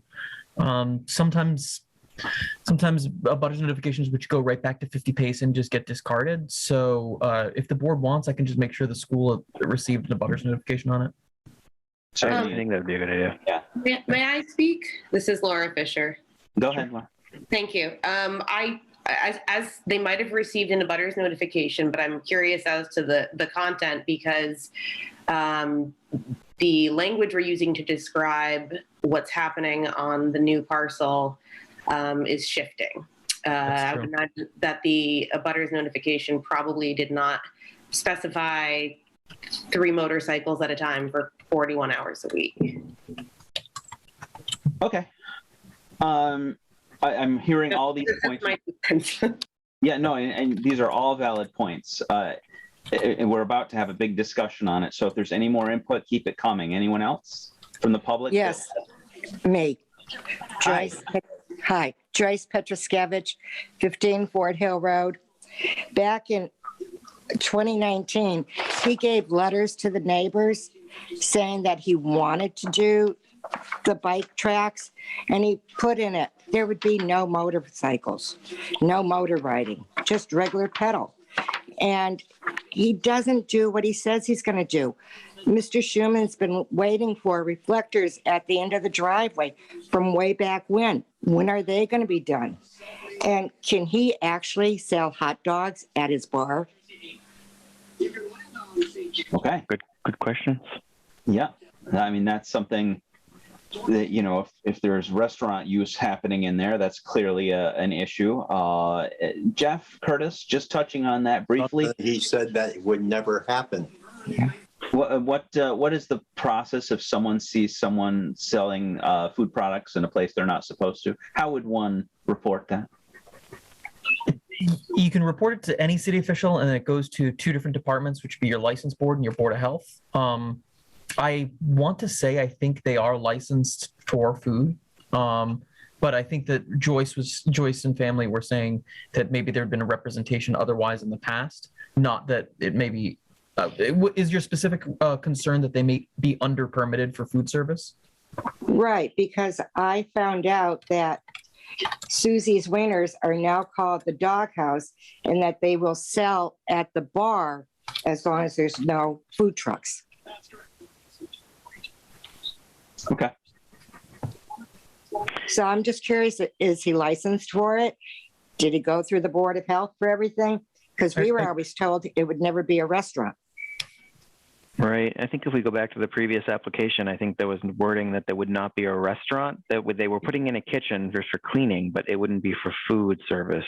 But I'd have to go back to the previous application and see what it was about. Attorney Lane, if you could provide comment on that for our next meeting, that'd be great. Yeah, definitely at the next meeting, for sure. I'm sorry, I only see it as Joyce's iPad, so forgive me, I'll say, but Joyce, did you have anything else you wanted to add? No, I think that's it. I'll unmute if I can figure it out. Thank you. Thank you for the excellent comments. Anyone else? Going once, going twice, *6, *9. I see Roseanne Hayden has raised a hand. It's Rosanna Hayden. Forgive me. That's okay. I live at 19 Fort Hill Road. And I just want to say, you know, we're not trying to limit Mr. Burzen's business or his fun on his property. We like him to be happy as a neighbor. And it just seems like the process is so strange. Like you guys talk about it and kind of work it out in real time, but there's planning board rules about industrial properties abutting residential neighborhoods that don't seem to be in play, that don't seem to be considerations, like the setbacks of 25 feet, the buffers and barriers around between the neighborhoods. You can't have more than 2 trailers on an industrial property, but he's got like 30. So I guess I wanted to say that, like, it doesn't feel real neighborly, and it doesn't feel really like you guys hold any standard, like while it's being built or while it's happening and you come back and negotiate it and stuff. It just feels like we don't have any say once it's already existing. But I would never have bought a house across the street from a motocross park. And I don't think I can sell it, you know? So I pay $6,000 a year in taxes to listen to, you know? It's like, and I can understand why he wants to do that on his property, but it's noisy and I have to breathe in the exhaust, it like comes into my house, you know? So it's kind of like where your freedom starts to impinge on the quality of life of people who like made an honest effort to, you know, just live their life nearby. And so I kind of just want to ask about that. It seems like we've got now stacking shipping containers, which are a type of trailer, which my understanding of industrial properties abutting a neighborhood that's residential can be no more than 2 of those, and they have to have barriers. And any kind of structure there have to be buffers and barriers, and none of that's happening. So it's really discouraging to kind of talk about further plans for increasing the noise when the most basic of the city rules don't seem to be regarded at all. So that's all I wanted to say. But I also want to say, like, nobody's like doing this out of negativity or being difficult. It's just that it's really unpleasant.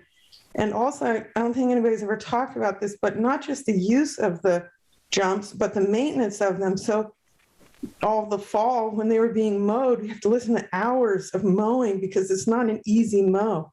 And that's like an amputation about to happen, watching a guy mow it, like pushing it up a hill, this push mower up a power mower up a hill, and then hoping it doesn't roll back on him. So we have to not just listen to the motorcycle, but to the mowing and the blowing that goes into maintaining those jumps right at the end of our driveway, which it doesn't seem like it's within the city rules about industrial properties abutting residential, which I looked into. So I just want to say I appreciate your process. It seems like it's nice, you know, to be able to say something, but it all seems already baked in the pie, kind of, you know, like we don't really have a say. So that's what I wanted to say is, you know, not trying to limit the brewery. Actually, I think it's a beautiful building. I like seeing people ride their bikes there, like seeing people go there in the summertime.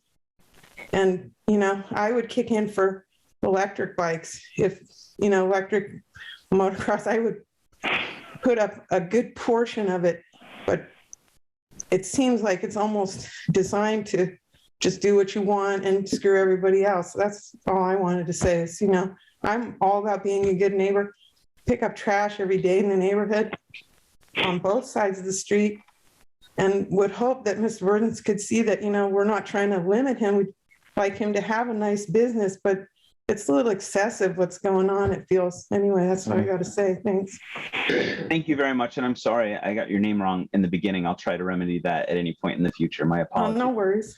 You made some very good comments in there. In general, I can say that the buffers are being considered, the setbacks are being considered. It certainly is a waiver of sorts with the number of containers and such that's there. And I'll respond to that piece personally. I'm okay with those containers. I do think that the narrative that Attorney Lane and the applicant gave as to the need to respond to the current shipping crisis and hold containers seems a viable one to me. That's an area where I'm willing to flex. The rest of the board may not feel the same, but we've discussed it in the past, and that's the kind of discussion that we have here on the board. Some of the other things that you're saying, especially this discussion that we're about to have, I think you'll find we're far more in alignment with.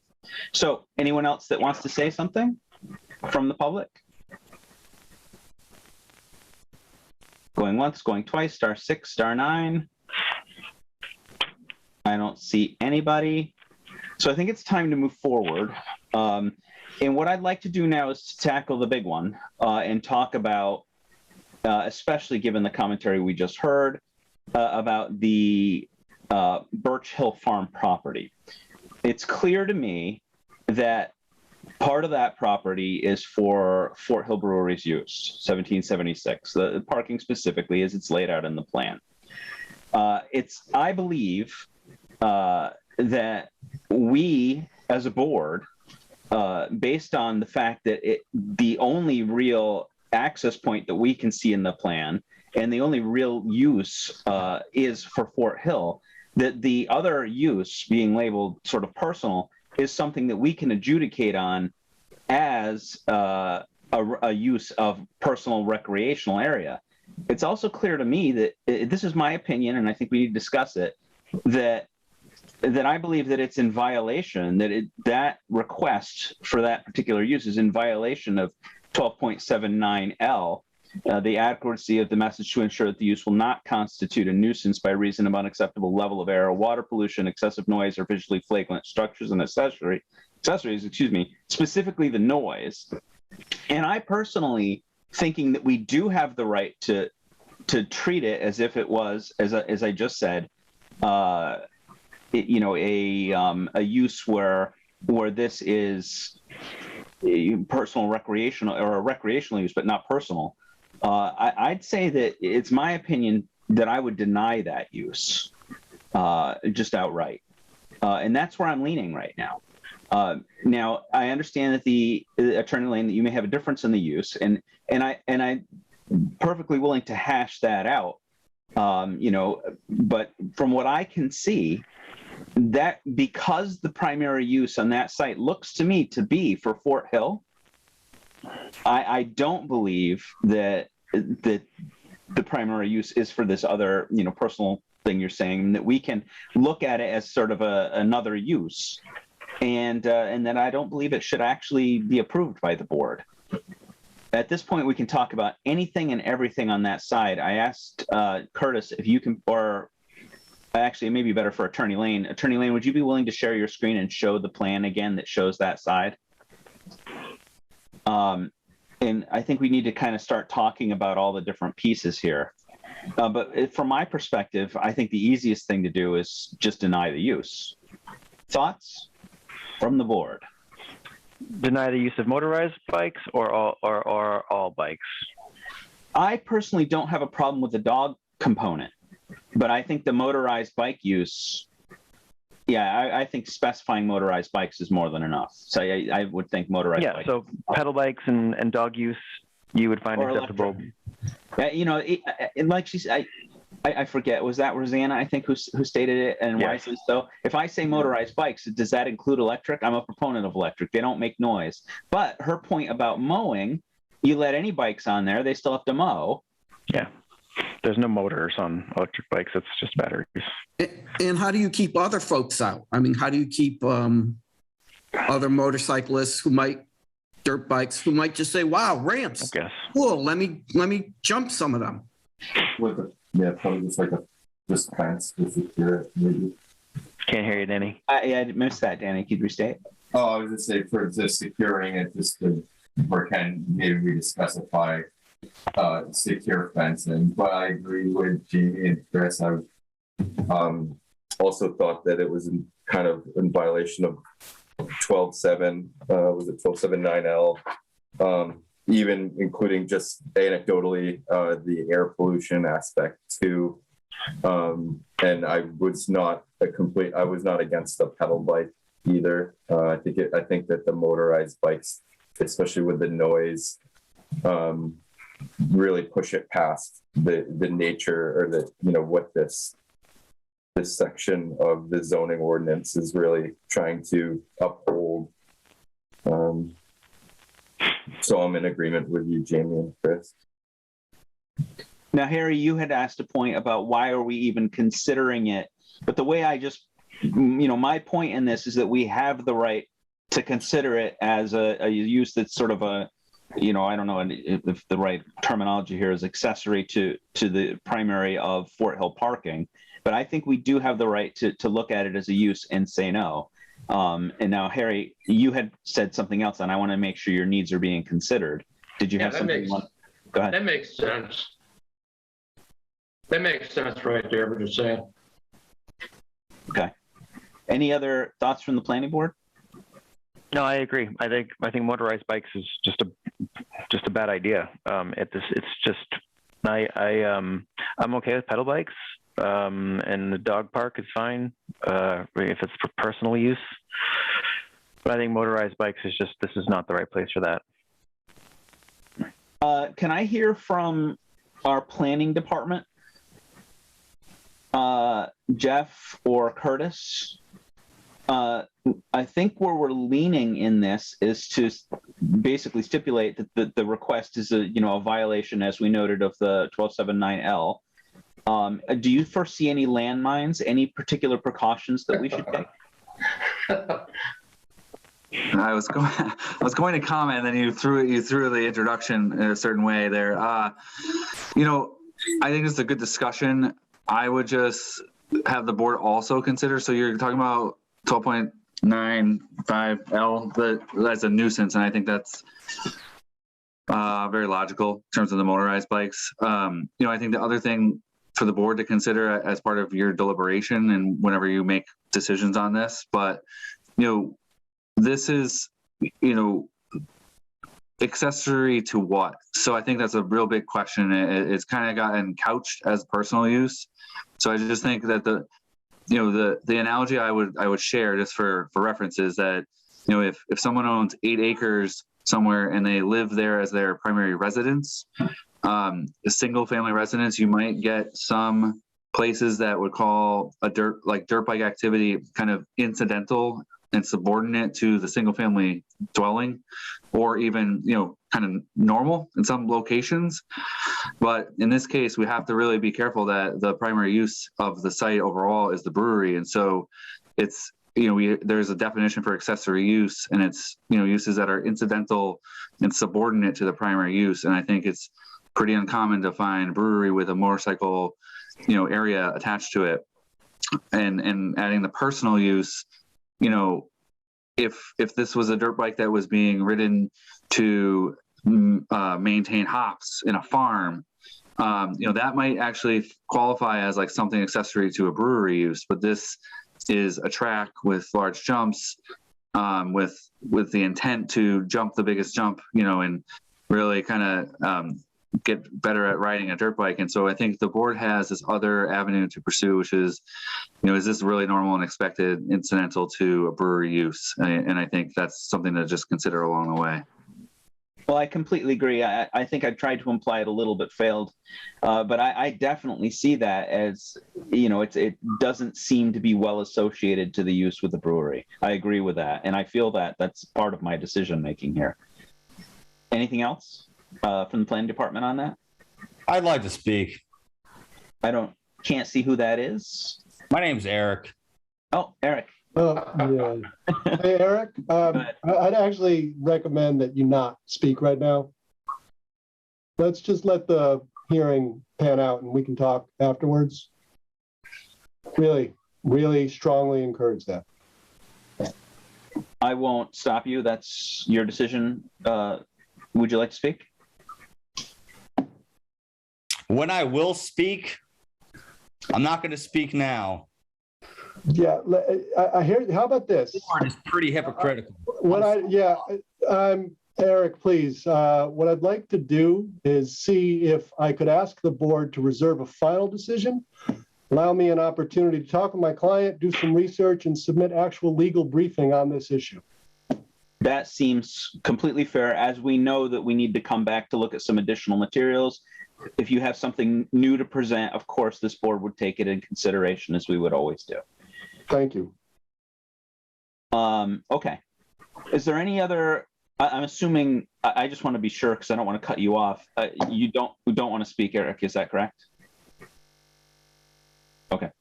I do want to speak, but for the sake of my attorney and respect for the board, I will not speak. Okay. I still see, or I see either it happened new or it was still up, that Rosanna, I hope I got the name right this time, Hayden's hand is raised. Did you want to speak again? Yeah, if I could, I just want to clarify, like the Manhattan Rail Trail and all the bike paths in town, you can have an electric power assisted bike on those. I don't have a problem if it was a pedal bike on a pump track. It's more the 2 hours of listening to a motorcycle. Somebody a couple of weeks ago was running for a couple hours a chainsaw. It's just that irregular noise pattern is not a nice thing to listen to for an extended period of time. But if Mr. Burton's his friends wanted to pedal or even an electric bike, I don't have a problem with that. I'm not trying to limit him or his friends or his pursuit of happiness. If he wants to send it, I'd be happy for that. But I just don't want to listen to a motorcycle. That's all I want to say is I want to clarify. I think Jim O'Malley said something about it too in a letter about an electric enduro or something, that I wouldn't have a problem with, because essentially, and I'm not trying to get away in your process, because Mr. Zarvis, I appreciate what you said, and Curtis and everybody, but I just want to clarify, the problem is not necessarily with the recreation, but the noise, and then that gets at the, industrial abutting a neighborhood and the excess noise and stuff like that. So I just want to clarify that I don't have a problem with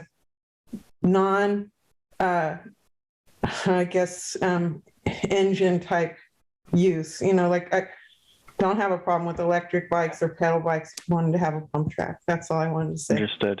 Thank you very much. Okay, so I think we need to move on at this point, and I'd like to do one more task because it's almost 8 o'clock and we do have another item coming. I want to give a little bit of a list, or just kind of recap what we've talked about with Attorney Lane to help.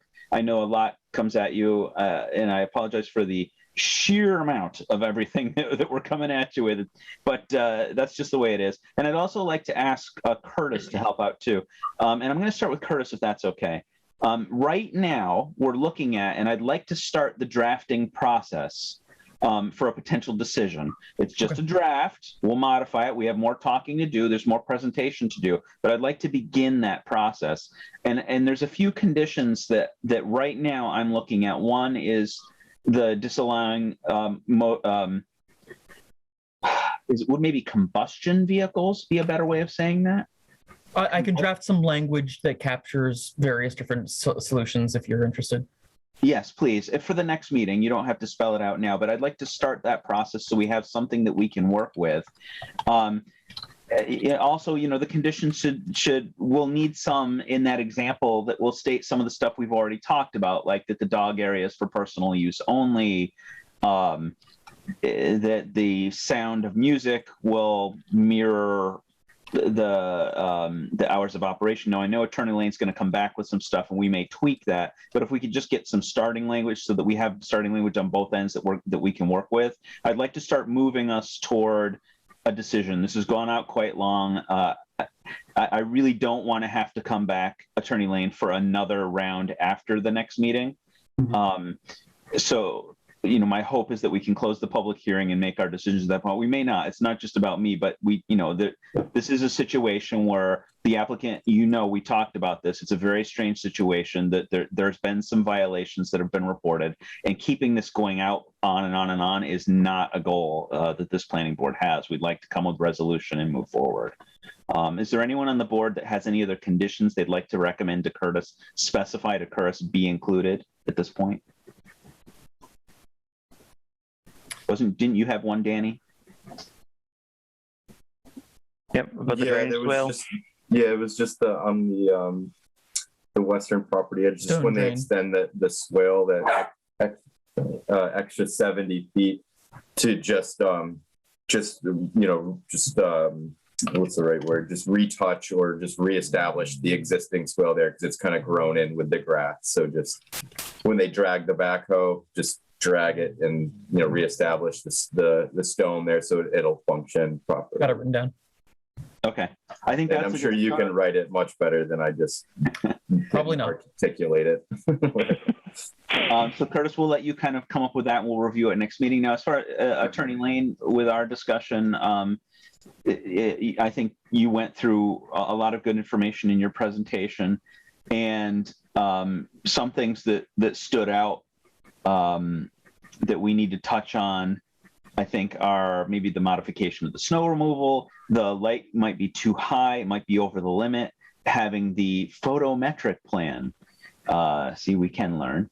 And also, I think the delineation on the map of personal and in the Fort Hill, although I'm not quite sure that if we take what decision we have, that will still be essential, but whatever.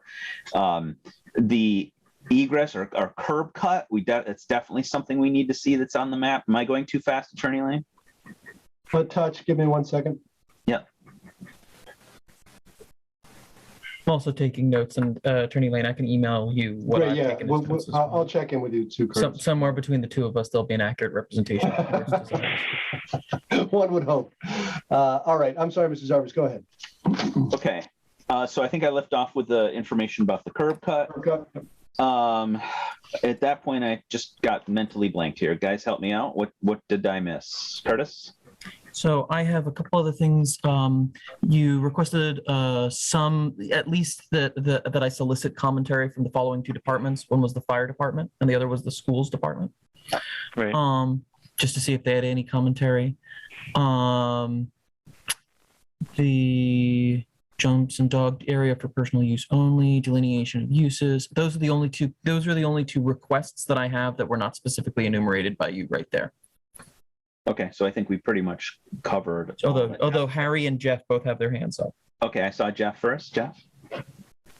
I just recalled some discussion about the sound engineer. So I think Attorney Lane proposed that, the plan would be to create and implement and then assess.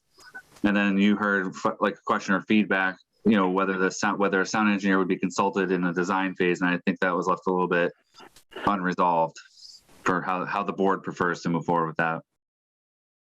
Okay. So that's definitely a note to Attorney Lane to see if it's possible to involve that engineer in the design of the process. And Harry? Yeah, I'd like to have him check it on the food situation as far as the kitchen there.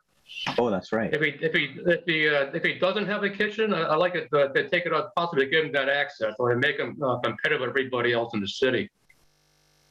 Yo, Harry, I got access to do the kitchen. Thanks a lot, buddy. Okay. One other thing that was raised was actually come back to me on that one. Sorry. You got the light plan in there? I didn't hear the light plan. I've got a photometric plan. Yep. Photometric. Yeah, that's right. If you don't mind, let me do, if I could roll through a recap myself. Thank you. Confirm. Okay, so I heard Mr. Zarvis ask Curtis to begin a draft of an actual final decision. From me, you're looking for further detail on hours of operation, hours of music. Water calcs were good, except that a condition would be that The swale on the western property line would be retouched. Stage design, really the whole outdoor patio and stage design. I am looking into the feasibility of having a sound engineer consulted during the design phase and construction. The snow removal plans, I think I've got the recommendations for how that might be adjusted. Can't read my own handwriting. Give me 1 second. Nope, still don't know what that says. Further line of delineation on the map, which, however, might become moot if the board rules the way it looks like the board is going to rule on that issue. We didn't discuss this just then, but I definitely will talk to my client and would plan on submitting legal briefing on the issues that were raised about the personal use on the industrial property. For special events, the main issue was getting more detail about grading and curb cut. Sounded like planning is going to be getting commentary from schools and fire department. One thing about that main events thing, don't forget the contingency plan for what happens. That's right. And thank you to whoever put that in chat. But stop putting things in chat, please. Glad you guys are laughing. Really fucking glad you guys are laughing. Okay. Oh, that's great. Swear, that's wonderful. Oh boy. So professional. And you please continue, Attorney Lane. Thanks. Do I tell you what's going on? We will confirm. We will absolutely confirm exactly what food services the brewery is permitted to engage in. I think that's the list. And there is one thing here that I honestly cannot read. No, for some reason it's rare, but I can't read my own handwriting on this one point. Yeah, there was one thing that was just brought up earlier too. Would just I'm sure it's already worked out, but it's just not clear. Just like a few little details related to the patio, right? So there was like, is it 3-sided or 2-sided? Is the stage kind of which way is it going to face? And then is there going to be like another access point just for safety and that sort of thing? So again, I'm sure whoever's designing it already knows the answers to those, but it's just not really shown on the plan. So I think we discussed that earlier. Good point, Danny. And sort of the flow of traffic on that patio.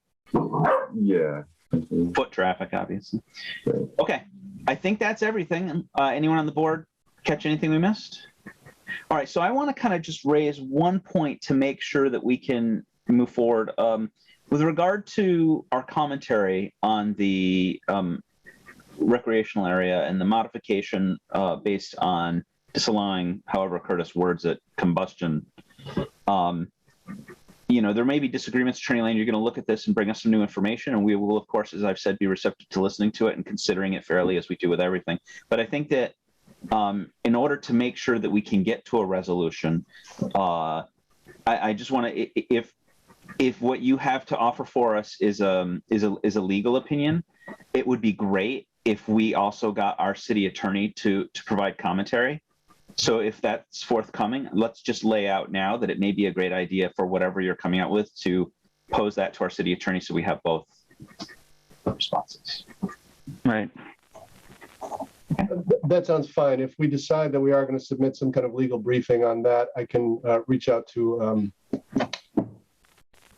city's council. I'm perfectly amenable to doing that before we reach a decision. It seems like the right way to negotiate. Yeah, I agree. That'd be great. That'd be great. Thank you. Okay. All right. Jeff Bang. Just thanks. Just thinking about, we talked about a couple of quick things that might involve the surveyor, maybe not. The curb cut, I think, was mentioned with that.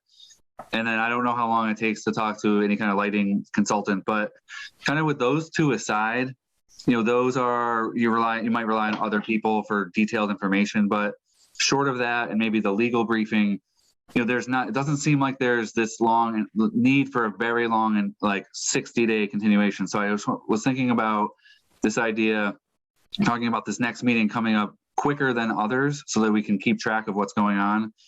I like that. And then if we're moving forward with the idea of the secondary access and we need additional information, we might be able to put that as a condition of the approval. So I think we're at a point now where we might not need to wait for a very long period of time for all your consultants to come together if we can get closer to agreement on what we're looking at approving. So I just wanted to throw that out. I just don't, with two kind of detailed pieces of information necessary, maybe we don't continue out too far to see what we can flush out in terms of next step. Curb cut and photometric. Those are the real meaty pieces. So Attorney Lane, what do you think of that? What time do you need? And the sound too. And sound engineer, that'll take time. I certainly can't come back here in 2 weeks with all of this information. Yeah, that's fair. So, because we are talking about now, right, we'll need technical input on curb cut, sound, and light. And I don't know. I mean, a month? Yeah, or the first meeting in March. Well, the first meeting is the 1st, which is so would that be the 15th of March? I'm sorry, first meeting in March. Sorry about that. I was in February. Sure. So that's March 1st. Yeah, I mean, that feels comfortable enough. Okay.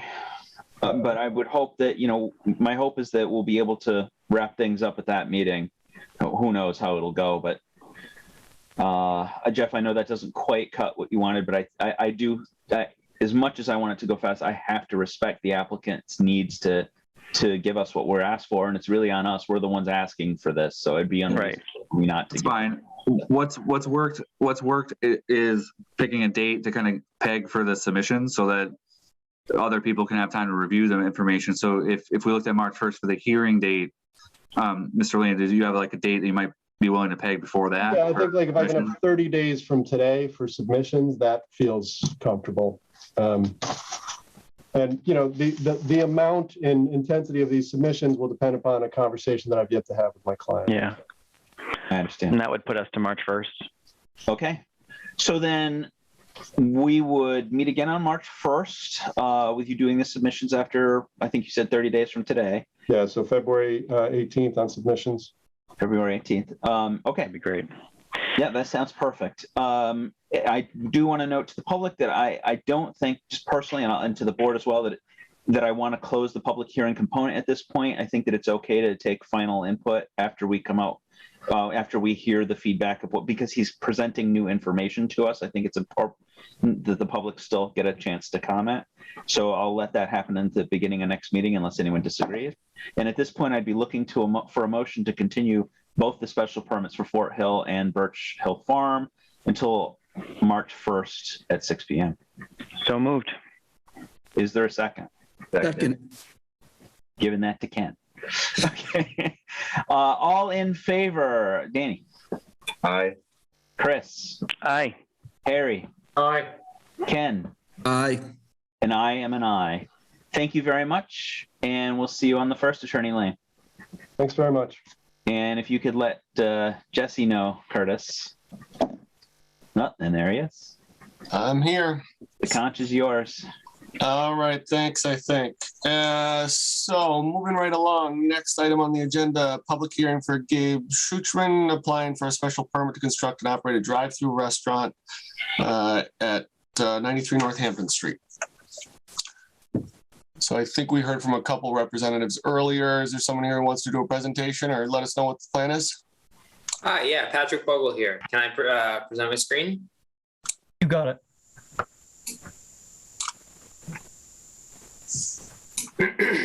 You should be co-host right now with the ability to share. Okay, great. Can you see my screen? Yes. Yes. Yep.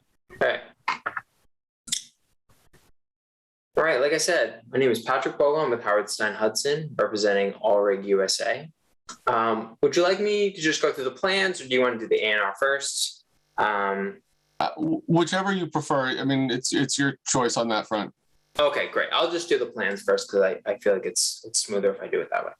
All right. So so you all received kind of the whole plan set, whole package, and everything. This is just general cover.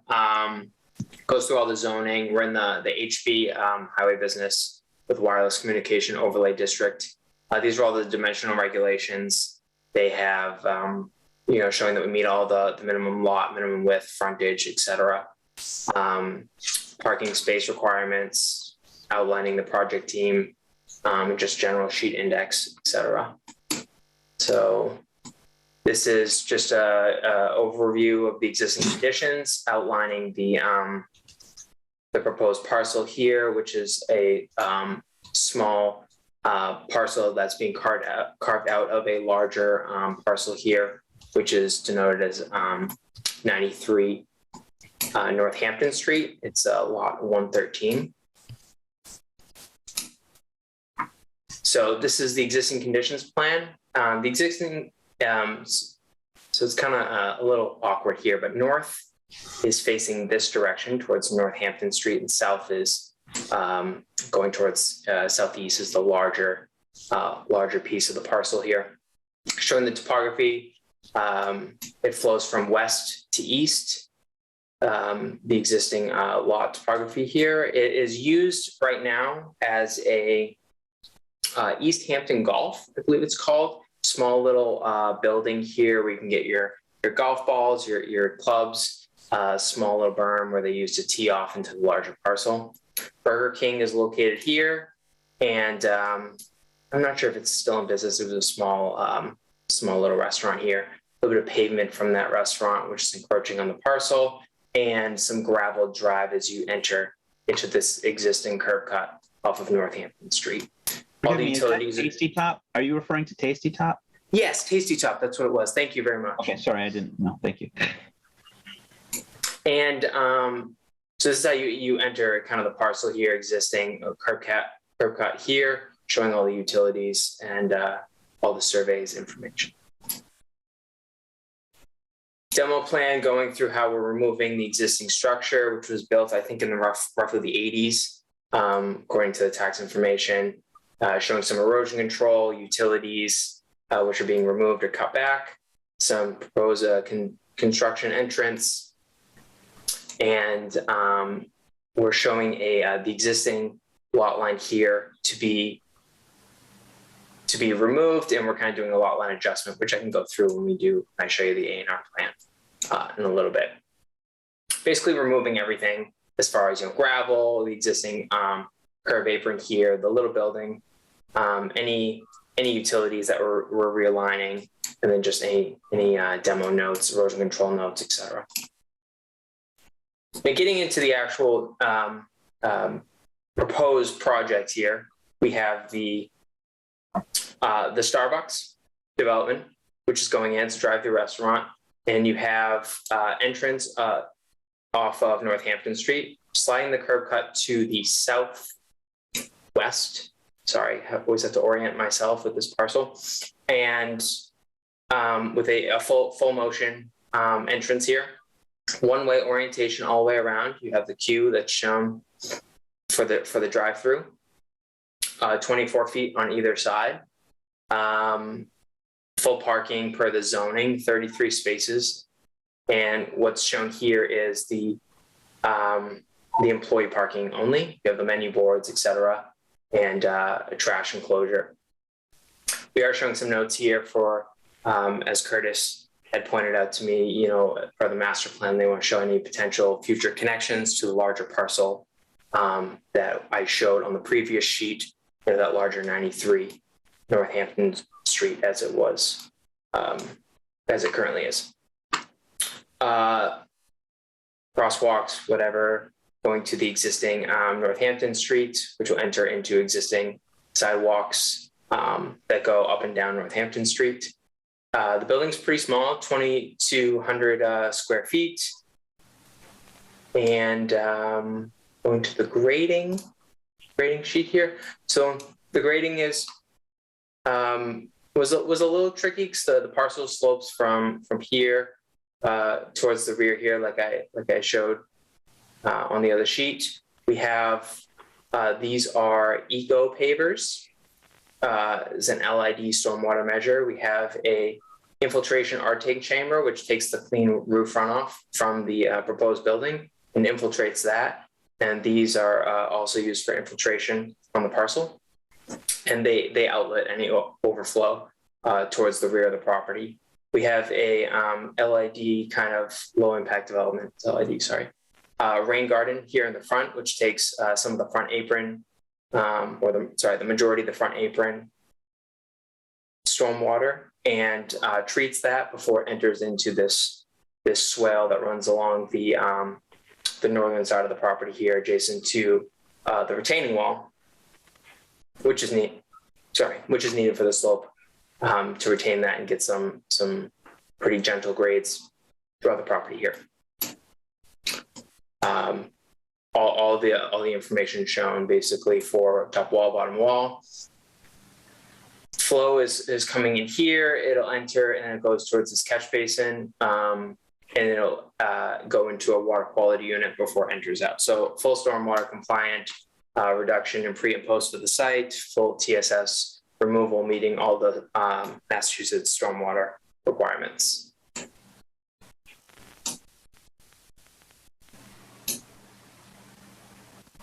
The utility plan is depicting sewer out to the street, gas out to the street as well on the other side of Northampton Street. A utility connection to a pole, which was adjacent to the old curb cut, and all underground coming from the rear of the building, which is how it needs to come out of this proposed structure, and then a water line coming to the street here as well. We're proposing a hydrant right off of in this green space here, and that's actually going to be shown connecting to, right to the main. This has been adjusted, and like it was shown earlier, we have the photometrics plan detailing the lighting for the property and how that meets the requirements for the property, and a landscape plan, which was done by a professional landscape architect, detailing how you're going to have the plantings for the rain garden in the front, screening, et cetera, for the building, for the landscaping around the order boards, et cetera. And then these are just some stormwater and erosion control, et cetera, details, which are going to be detailing the whole design throughout the plan. Any outlet aprons, et cetera, manhole details. And we get to the end where we have some truck turning plans for fire truck movements, how they'll loop through the site, and then a small delivery truck, how that'll loop as well through the site. Moving over to the A&R plan, this is just detailing what I showed there on the plans. You have the proposed parcel being cut out. It's denoted as parcel A. Over here, you have all the areas, square foot and acreage. The larger parcel, 93, lot 113, and then the frontage requirement of the existing parcel here for access to Northampton Street, as you would need it for this existing parcel. And then this obviously has the access off of Northampton Street, like we discussed. Small lot line adjustment for this property, and just per an agreement with the property owner. And other than that, if you have any questions, I would be happy to answer them. Great, thank you, Patrick. Any questions from planning board, James? Let me steal your thunder, Jesse. I'm sure you have questions too. Take the first plunge. All right. Can you tell me about, with this project, the handicap spaces? I saw that parking lot. I want to start there. and then maybe go into trash. Start with handicap and then trash. Okay. I see one spot, two spots. So there's 2 handicap spots right here. Okay. Which have, direct to a crosswalk. And then there's an access point here and then there, which enters directly into the building. Do you know the You can also get right requirement? Sorry, go ahead. You can get right to the patio, or you can go right to the entrance through the successful route. Do you know the requirement for the business of this type in terms of parking? Yes. So it is on the front. So you need 33 parking spaces, which we have 33 parking spaces, and 2 ADA spaces. So you're meeting the requirement. Yep. Exactly, in fact. Yes. Okay. And then with regard to trash, where is that? I see a place in the back there. Yep, right here. Is it 2 bins? It is 2. And how is that picked up and taken away? It'd be a front load trash pickup. And that would be like a local business coming to get it. All right. I'll let someone else come up with some ideas here. Any other questions from board members? Ken? Yeah, just a quick question. How many customers do you foresee in a given day? Like how many cars? How many cars? So I have Emma on here as well. Okay. And she can answer the traffic. She Yeah, I'm here, Patrick. Okay, great. Yep. So based on the trip generation with the ITE manual, it will generate about 1,800 cars throughout the day. So about 198 during the morning peak hour and then 98 during the afternoon peak hour. Okay. You said 1,800 altogether? What was the number? 1,800. 18. Okay. Yep. Oh, okay. Thank you. Any idea what impact that will have? Yeah, did that trip a signal warrant or anything like that? Because that's a notoriously tough road to turn in and out. Those like I know CVS and Burger King and McDonald's. I see so many frustrated motorists there. And judging by the misspelling of the town name on the first page, I don't know if you guys are from the area or not. But did you check it? Was there a signal warrant that was tripped based off of any of that traffic volume? No signal warrant was run for this. It wasn't deemed necessary, but we ran a synchro analysis, and during the morning and PM peak hours, it won't have a significant impact on the intersections. What was the VC on it? What was the LOS? What was the LOS level for that driveway during the AM peak? During the AM peak hour, the left turn has a LOS of D and a for the left and a B for the right turn.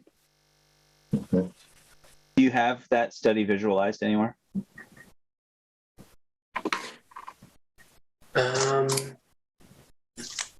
Not visual. Well, oh no, actually no. Never mind. Thank you. What sheet was it on? It's not in. It's in your. I think the thing you're looking for is in this transportation study. About 3/4 of the way through, you've got your turn template. Not your turn templates.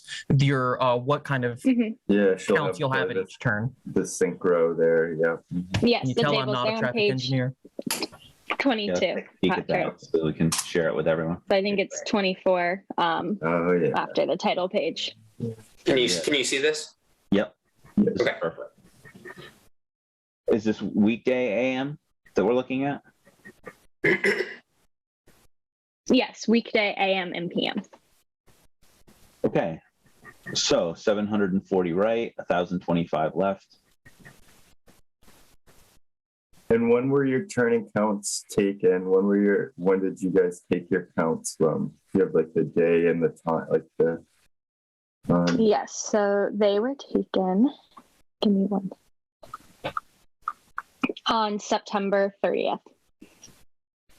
Do you know the grade for the road? Is it an E, an F, a D? For Northampton? Yeah. Give me one sec. So for the Northampton, Florence, and Highland, during the AM peak hour, the Florence eastbound currently operates at a level of service E, and does not change for the build condition. And then for the PM peak hour, the level of service for the Florence Street eastbound is a level of service D currently, and will change to a level of service E during the no build condition, so without the project. And then the Northampton Street left changes from level of service D to level of service E during the build condition. And what time of day on that Thursday did you take your PM meetings from? Or what did you, because I know that can get so backed up almost to Tasty Top and beyond sometimes for people heading into downtown, so it'd be southbound. It queues up really badly there already. So the PM peak hour, we take them from 4 to 6 p.m. Yeah, that sounds right. Yeah. Okay. And then I can get what are. I just wanted to make sure that the volumes you're showing there, just anecdotally, that's my commute home. So I'm there every day around that time, and it can be really bad sometimes. So. Yeah. So the peak hour for that intersection was 4:15 to 5:15 p.m. Yeah. Okay. I can anecdotally confirm that. I find this very difficult. This street was really designed for mobile commuting. It's kind of the whole highway business. We want more businesses in there. It's kind of the goal according to our master plan. But we're definitely at a situation where we've got traffic issues on that road. When we dealt with River Valley Co-op, the light in there, that was helping with Lyman Street. And, but it really wasn't bringing the numbers down too much. It was a benefit. But this overall road, while designed for business, has congestion. And as you're coming in now, it's really kind of getting to almost, in my mind, a tripping point for us that we really start having to do more. But I wonder if it's really a question for this meeting, or if it's like a larger question. I think I'm encroaching on a larger picture item here. I'll admit that. So. Well, but I think for me, the biggest concern that jumped out with the traffic is that left turn. And it's for two reasons. One is, I think, we saw this when we looked at the Dunkin' Donuts application last year, that you start to see those left turns become a safety issue. So normally with sort of traffic backing up, it's sort of, well, that's kind of on the business owner and that's not a big deal, but you see people trying to jump the gap there. But I'm also curious how this is going to work on site if those left turns are backing up, because it doesn't look like it's going to take more than maybe one or two cars before it blocks everybody's egress from the site. And I'm wondering, I had two thoughts. One is whether there's any thought given to sort of doing a separate entrance and exit, so at least you're not crossing over, like I think they did in the McDonald's. Oh, yeah. The other is whether you might be willing to do like a right turn only coming out of there, because that left turn is just really problematic. Oh, at Burger King for sure.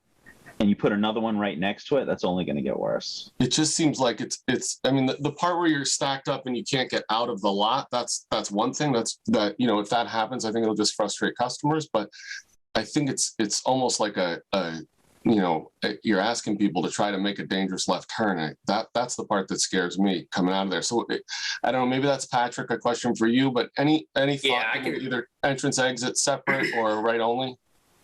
So there's a couple things there. We did do the full turn, the full kind of movement here to give the ability of people queuing into a separate left and a separate right to kind of help alleviate any potential for people backing up or whatever. And we did widen this kind of movement here. So you can kind of squeeze two back there if you had people bypassing. We do not want to do a left turn restriction here. The tenant does not want to do a left turn restriction, so just making that kind of clear. A thing that we did look at, we did potentially think of, maybe we could do a straight out here. You do have stormwater you do want to think about, and there is the existing flow path does kind of come down this left side here. Yeah. So you do want to think about how that's going to move, and if you start putting double entrances there, you really don't have a whole lot of room to work with, other than just, I guess, a pass-through pipe between the two. And we are kind of looking at this as not only just a stormwater feature, but also a landscape feature. And it does give you an aesthetic element, but also it does treat that water and it does help with the peaks of the stormwater flow. Since the groundwater in this area wasn't the best, so you do have the treatment, but you also have the flow down this left side. But if you have 3 cars there, Patrick, that are trying to make a left turn in a row and they can't go, isn't that going to stop everyone from getting off the site or even moving forward in line to get their orders? It just looks like it's not going to fit much before you're blocking even people who are trying to turn right. And with 1,800 cars, it's a high demand as well. Highly recommend you go stop at Burger King around afternoon and try to take a left turn when you're done. You'll see what we're talking about. I think we've all experienced it.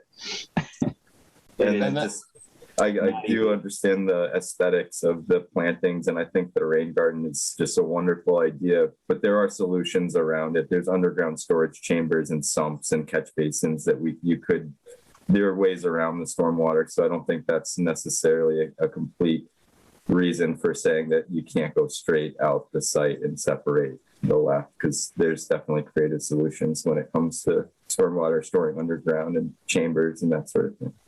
Which I'm not sure the straight exit like completely cleans up the problem, but at least you don't have the turn element. Yeah, I know. I'm just trying to I agree. To figure it out. Danny. I'm trying to help here. I know it sounds like maybe I'm not trying to help, but I'm trying to. No. I mean, if you think about that compared to what another alternative, which would be a very expensive light signal. I mean, we're trying to come up with much better expense options. Yeah, we need to put a roundabout down at the at that signal, beyond the CVS, and then maybe that'll help. Maybe then we can do these right turn outs and send people to the roundabout to get them back. That one's way above our pay grade, Danny. I know, it's like, I get it, but I've thought about it. That's what I came up with. And I think James's point at the beginning on the traffic was a good one. Like it's definitely sort of a rough situation. And in some ways you can sort of look at it and say, well, I get it. A bad traffic situation is just going to be made equally as bad or worse. But I'm really concerned about the safety of that left turn specifically. And again, sort of movement on site. Yep. Yeah, no, that's why I definitely was right on that same issue as well right away. That's why I was. Why don't you want a left turn there? A light turn? No left turn. Oh, no left turn. Starbucks does not want a left turn there. They do want they don't want the restriction of the. They don't want that left turn. Yeah. And I mean, I get that. Obviously, you'd rather give your customers as much flexibility as possible. It's just that that's one of the things that jumped out to me, and it's giving me pause. But I guess we can keep talking about other stuff too for now and figure out where we go with that. Any other questions? What's that? Snow removal? Sure. Patrick, do you have a snow removal plan here? Specific areas aren't exactly denoted on the plan. I mean, snow removal could go here and in the rear, but we also have notes that say any excess of snow will be trucked off location into approved dumping areas. Okay. Question about the handicap spots. Are they also the eco pavers, and is that ADA compliant? These handicap spots are, yes. I don't see why they wouldn't be ADA compliant. Okay. They probably are. I just was wondering if a lot of times I'll see the actual handicap spots are paved and then it's eco pavers around it for the other spots. So I was just wondering if they were or not, but.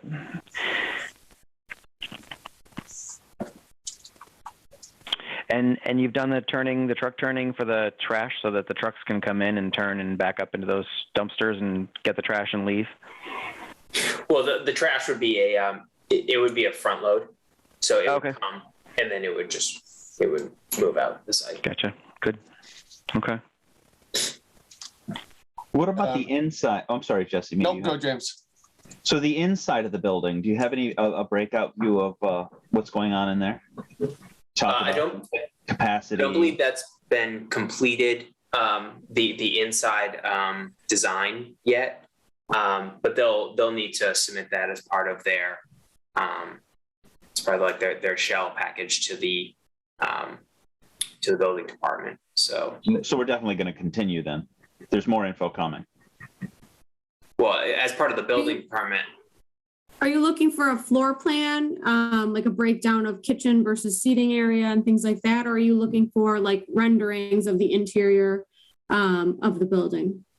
For me personally, and you all may differ, but it's a floor plan. I'm looking to see like how many people can you accommodate in relation to the parking spaces. Is it reasonable? Are you going to get overflow? What's the plan for overflow if you have it? Is there a bathroom? How, stuff like that. Yep. So we don't have one specifically for this site yet, but they do typically have a prototype that we could send you. Obviously, we don't have that right now, but we could get that to you. Okay.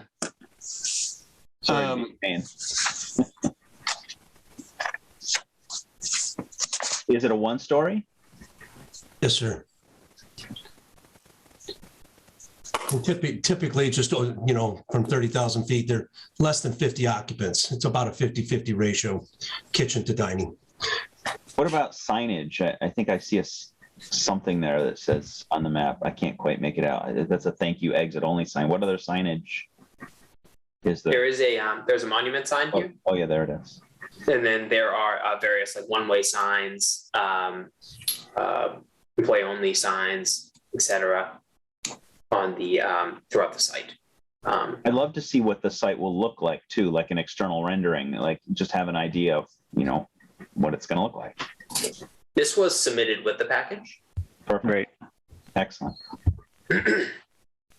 So it's just the circular sign out front, and then there's a little sign over the door. Is that what I'm seeing? In terms Correct. And possibly a Starbucks logo on that east elevation change, the upper right there.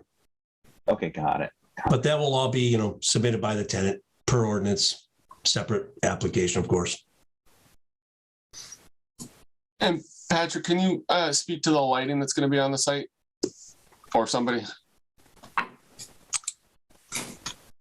So the lighting that was submitted here, we have. Let me get to the sheet. So we have some pole lighting that was along the southwestern side here, and as well as next to the employee parking area here. And then we have a wall pack that was on the building. I believe that's it. Yeah, wall pack, and then the lighting in these 4 areas. And so maybe I missed it. Is there proposed hours of operation?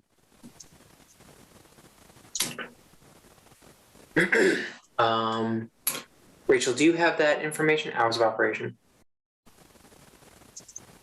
Typically, it's like 7 a.m. to 8 or 9 p.m. And when it's closed for the night, will most or all those lights be off? How's that work?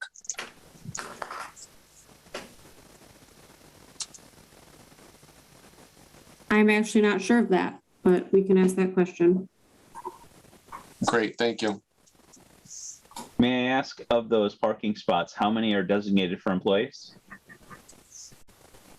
These were designated as employee parking only. Okay, got it.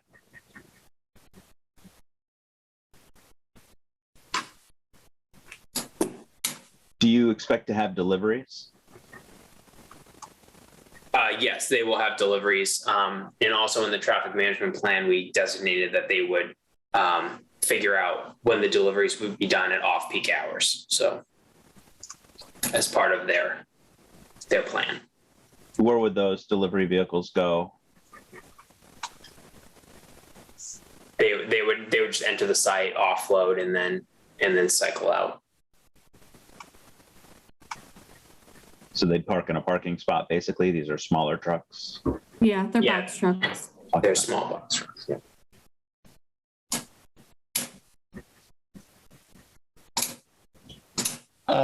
Any other questions from planning board right now before I open it up to the public?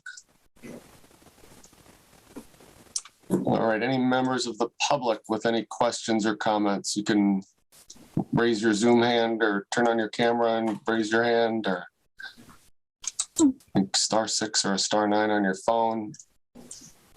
Let's see. There we go. Cassie Eckhoff? Yes, I am a resident of Easthampton. I'm a member of the Edict, although I am speaking as just a regular person tonight. I wholeheartedly welcome Starbucks to the Easthampton community and cannot wait to patronize you. I find that the left turns onto Northampton Street are not as bad as folks are making it out to be if you have just a modicum of patience. The red light that switches at the mall there provides an avenue for folks to get in and out. I also love the idea of tax dollars for what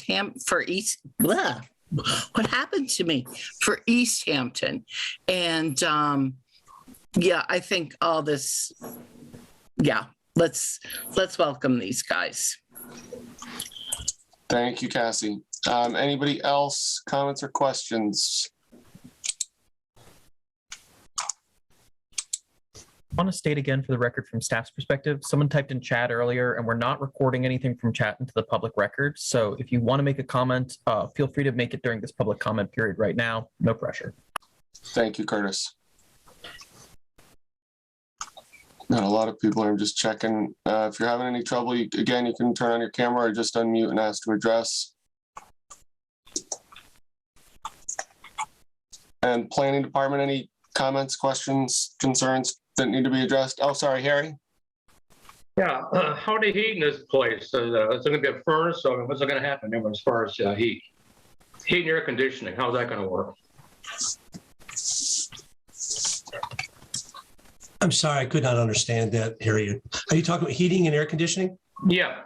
Yes, sir. Good question. That will be addressed with rooftop units for heating and for air conditioning. They will be screened on the rooftop. As you can see, we extend the parapets upward on all the sides of the building to encapsulate fully that roof plane so that the tenant can place rooftop units, makeup air, exhaust fans, vents, everything out of sight. So it's a nice clean look, and it'll all be housed up on that roof, Harry. And Bo, I think Harry was asking too, it's, I'm assuming based on what you just said, it's electric, but if that's the case, could you just clarify that that's the source being used to do the heating? That would be gas powered. Gas powered. Yes, sir. Okay.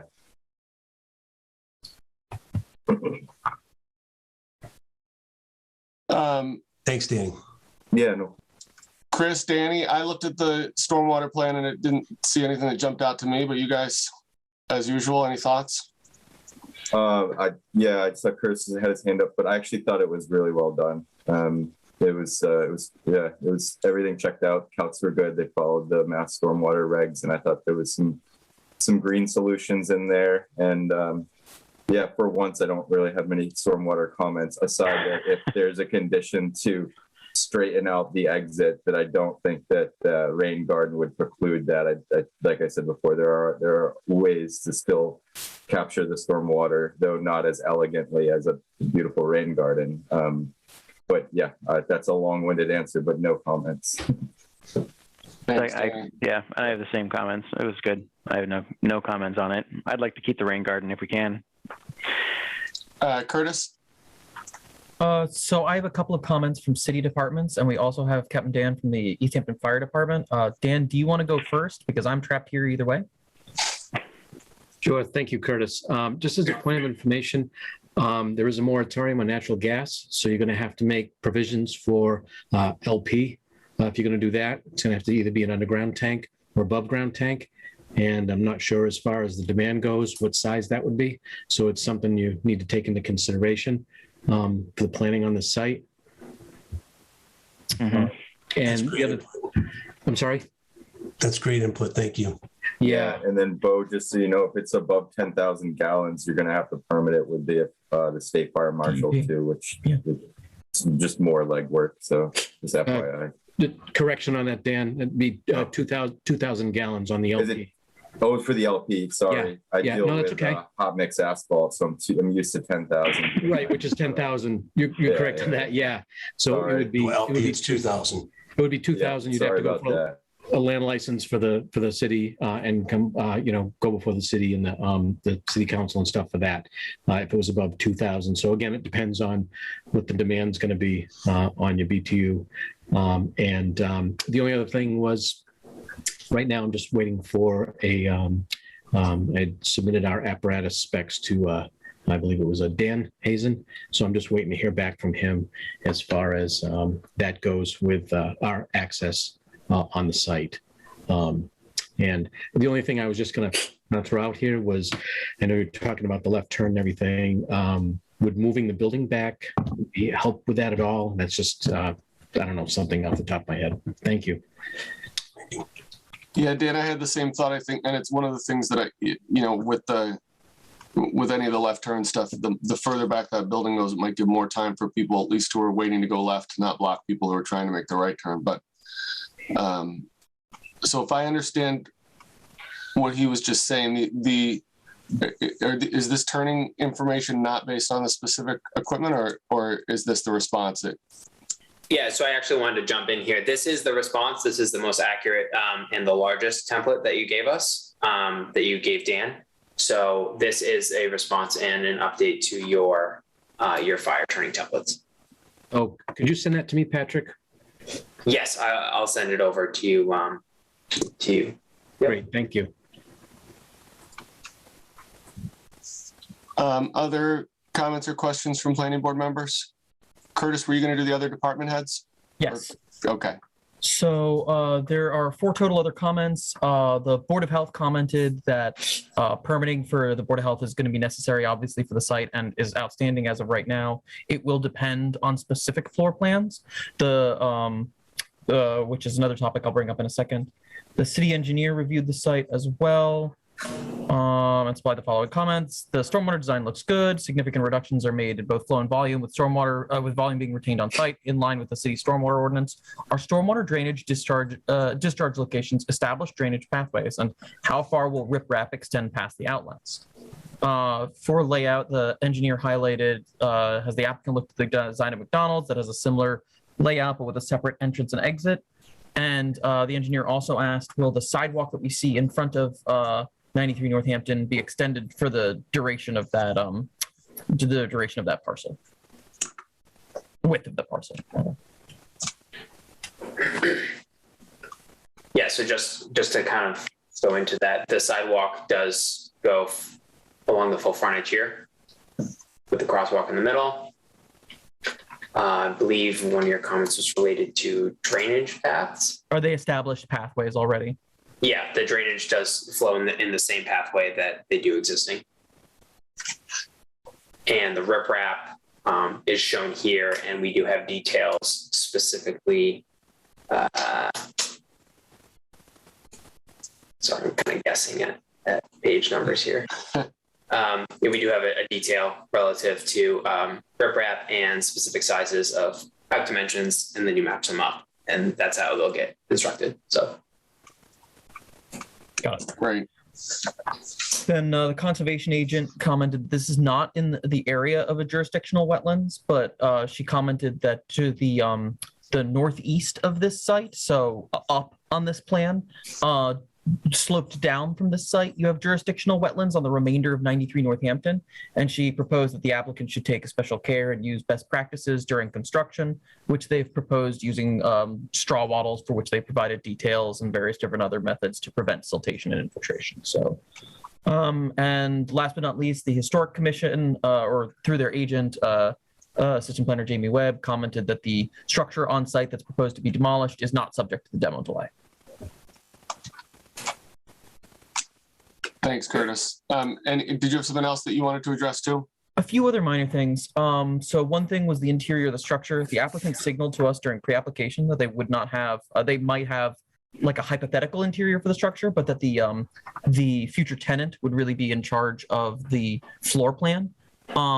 While the board is entitled to either ask for those information, there's no finding that it requires a floor plan as it is, but all the other permits, the Board of Health permits and the fire department permits and the building permits will depend on that floor plan down the line. So you could also condition that we see floor plans and those floor plans be submitted somewhere down the line as well, whatever the board's appetite would be for that. The applicant also made mention to something that I want to be explicit about. The plans include the potential for a build-out connection to the remainder of what is now 93 Northampton and will become a different name somewhere down the line when the A&R is completed. So this is a large parcel with limited egress out to Northampton Street. And as a result, when this proposal came before planning staff wanted to express, we wanted to make sure that there was a hypothetical connection to other developments. With this in mind, we asked the applicant to keep in mind how you might connect parcels behind you, and they proposed that future access would be through the sites due south, basically directly up on the plans that you saw before. While that would eventually erase those 2 parking spaces that take place right there. But the board could utilize the parking waiver under the development standards in the highway business zone to reduce the number of parking spaces required for the use in that circumstances. I drafted a condition that lines up with that language that says, in the case that this is developed and the applicant, comes forward to amend their plans to reduce the amount of parking and connect to the rest of the developed parcel of the area, the board exercises right to waive per 10.524. But Curtis, we can do that at the time, right? Yes. Can't we leave that to the future planning board, whoever that is, and they can determine based on what the proposal is, whether to waive? The thought occurred to me even as I was saying it there, but I would hope that the future person making that choice would have access to that condition somewhere. So yeah. I'll just put it in the project folder on the optimism that that person looks in it at that point. Well, since can I just chime in on, sorry, Jim. I would just take a slightly different take on that. I just want to test this out a little bit because Curtis is gonna be long gone.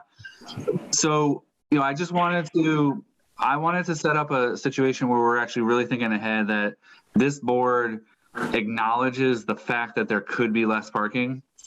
Because I don't want to because if we get a larger, different, arrangement behind it, I just wanted to bake into this approval that had been factored in to some extent. Because I wouldn't want, the future board to not feel like that wasn't considered as part of this equation. So maybe we need to articulate it out a little bit further, but I do appreciate the applicant's willingness to at least show this. We don't know what the future of that, it's a large, parcel, and any of the envisioned future plans, like, in our housing production plan sketched all this out, it would be a really lost opportunity to not have built in a connector for egress through this parcel for people to get in and out. I think of other towns where you have, a highway business corridor, and you have to leave the site to enter into the site that's right next door. Mm-hmm. So I just wanted to kind of air this out a little bit more, just saying that I think acknowledging that this is going to be mostly, and maybe the floor plan is relevant here, but maybe it's mostly a drive-through entity, that the number of parking spaces is likely to exceed what we would expect to see people park there. So I just wanted to kind of bake it into this decision that this board talked about it a little bit at some point. So I would I don't want to defer it all to some future decision. I want to at least have something in this decision that acknowledges the idea. Makes sense. James? Okay, I definitely need some visualization help on this. You said something about 2 spots where they're coming from the north. Big property, we don't know what's going to go there, but if they're going to come out through the same egress, we're already worried about a left turn. What 2 spots are you potentially, because it's all theoretical, taking out? And we have no idea how much more traffic we'd be routing through this thing that doesn't require planning now, but when it happens could be causing accidents. Because what if it's a big store, that ends up going back there with, 200 parking? It dramatically changes the calculations. I agree. I think that's one way to approach it. I don't mean to harp on this, but I think the other thought process is, if you go back to there are some previous plans that people are aware of. So this, the bigger site was slated for a Stop and Shop. And so, for example, that larger site created a light. So if you imagined coming into the drive-through Starbucks and wanted to leave from, I guess you would have a hard time leaving. Maybe we need to think this through, but I was more thinking about people leaving this site to get to the larger site, which would have an alternate kind of exit or means of egress. But this is a new approach that we wanted to test out, just given our one shot at this. So if this is the one thing that holds up this permit, which it doesn't sound like it is at this point, maybe we would flesh this idea out for the next meeting. Well, I also think, Jeff, like I kind of agree with James.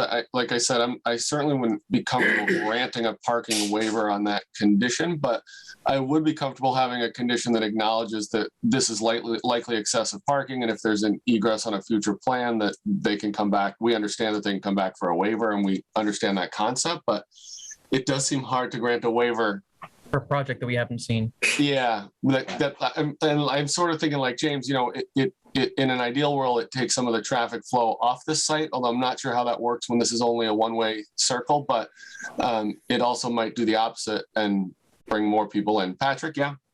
Yeah, I just want to kind of reiterate that, like, the planning staff kind of brought this up, and I also don't want this to kind of pull away from this application. And if, we're perfectly happy to have this and then put the notes on here. And if it's something that you can bake into kind of a contingency, multiple contingency kind of note as far as how it's, put into like an approval of, the larger parcel of 93 has to multiple traffic study, or however you want to bake it into like a larger contingent, approval note, perfectly fine with us, but we really don't want to detract from this application and have this kind of be a point that weighs us down.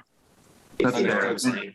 And I acquiesce. I think just the idea of noting the idea for the future board is fine. I just wanted to make sure we had the discussion. It's in the, the area was the subject of a 2013 study that really highlighted the need for these the back of the property connectors. Yep. So that was really the nod as to where it's coming from. But I think just the note, the mention of it as a potential change in the future, subject to another permit process, is fine. I just wanted to make sure we had talked about it a little bit. Sounds good. Thanks, Jeff. Harry? You can always get out the back side through Plymouth Avenue if you have to.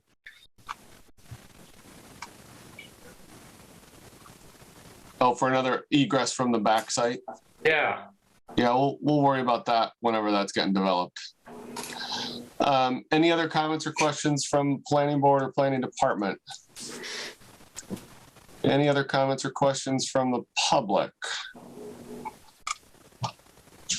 All right, so it sounds like we do need some more. Oh, I'm sorry, Rachel, did you have something? That's okay. Yeah, I just have a couple comments. I was able to get some answers on the site lighting, and if you have a preference of whether they are on or off, past certain hours, that let us know. But they are controlled remotely, and they're on timers, so we're pretty flexible there. And then I do have a example floor plan I could show you from a project we're doing in New Bedford.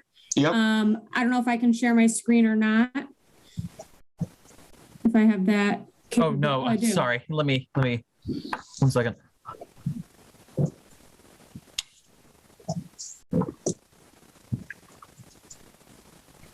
You do now. Okay.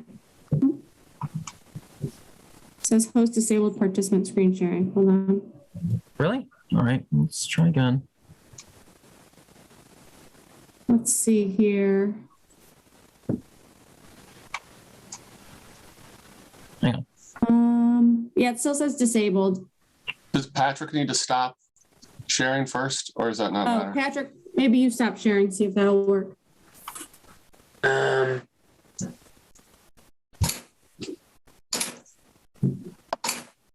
try that. Oh yeah, okay, then it just popped up 3 notifications that have tried to make you co-host of this meeting. Perfect. There we go. Okay. Can you see my screen?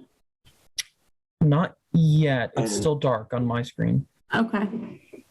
It's trying to load. Oh yeah, it looks like I'm frozen.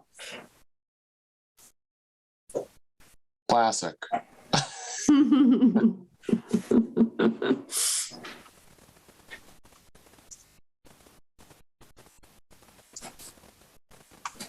can still hear you. Maybe stop and try again. That's weird. Yeah, let me try. Oh, goodness. You could always email it to me as well if you wanted to. Well, now my whole computer's frozen, so We'll see you in a minute. now it's beeping. Give it a minute. I guess this is a really large document I have open here. So I've just manually ended your screen share just in case that frees Okay. you. Just for the record, your camera has also stopped. So we are Okay, in great. real time watching the heat death of your computer. Okay. Literally the slow death. She's striking a pose here. And now our audio's gone. Yeah. Really? Okay.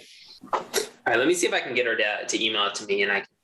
While we're doing that, can we talk, Jesse, about the things that we're waiting for? Because with that, what else is it that we need? Yeah, so the other things we talked about, so with the floor plan issue and the hours of operation, it sounded like we had a rough idea. I think the real thing that's left is the traffic and the on-site,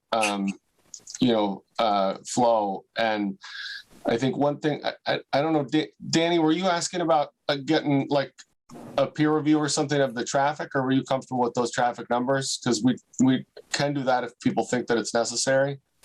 But I can't remember, Danny, if that was something you had asked for or not, or proposed. No, I didn't ask for the peer review of Okay. traffic. I just wanted to see a little deeper dive because that's where I got my master's degree, and I used to be a traffic engineer early in my career, so I just wanted to dive into it a little bit. But I don't argue with their approach and their evaluation. I'm trying to picture what 1,800 additional trips will be like as a user. That's all. But they've done everything by the book in terms of their evaluation. So. Yeah, I don't disagree with any of that either. I think the raw data looks right. Yeah. So, I mean, for me personally, I'm still hung up on this left turn and the layout part, and I'd like to see if there's any flexibility from the applicant, on either moving the entrance exit, moving the building back on the site, doing a left turn restriction, because that part is just, that's going to be hard for me. I would say to just take a look at that McDonald's as a potential,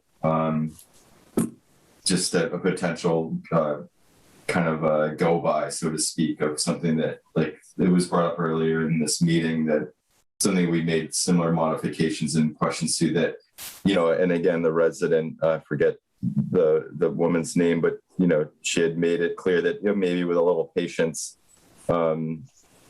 it's like the road functions fairly well, but that's because there's provisions in place like that split entrance exit, and CVS is a little bit like that too with the different entrance exits. So I agree with you that take a look at that McDonald's for a little bit more geometrically what might work a little bit better as like a middle ground for your client to keep the left turn, but us to continue to at least make these great improvements, but make them in the safest way that we can, and try to make everybody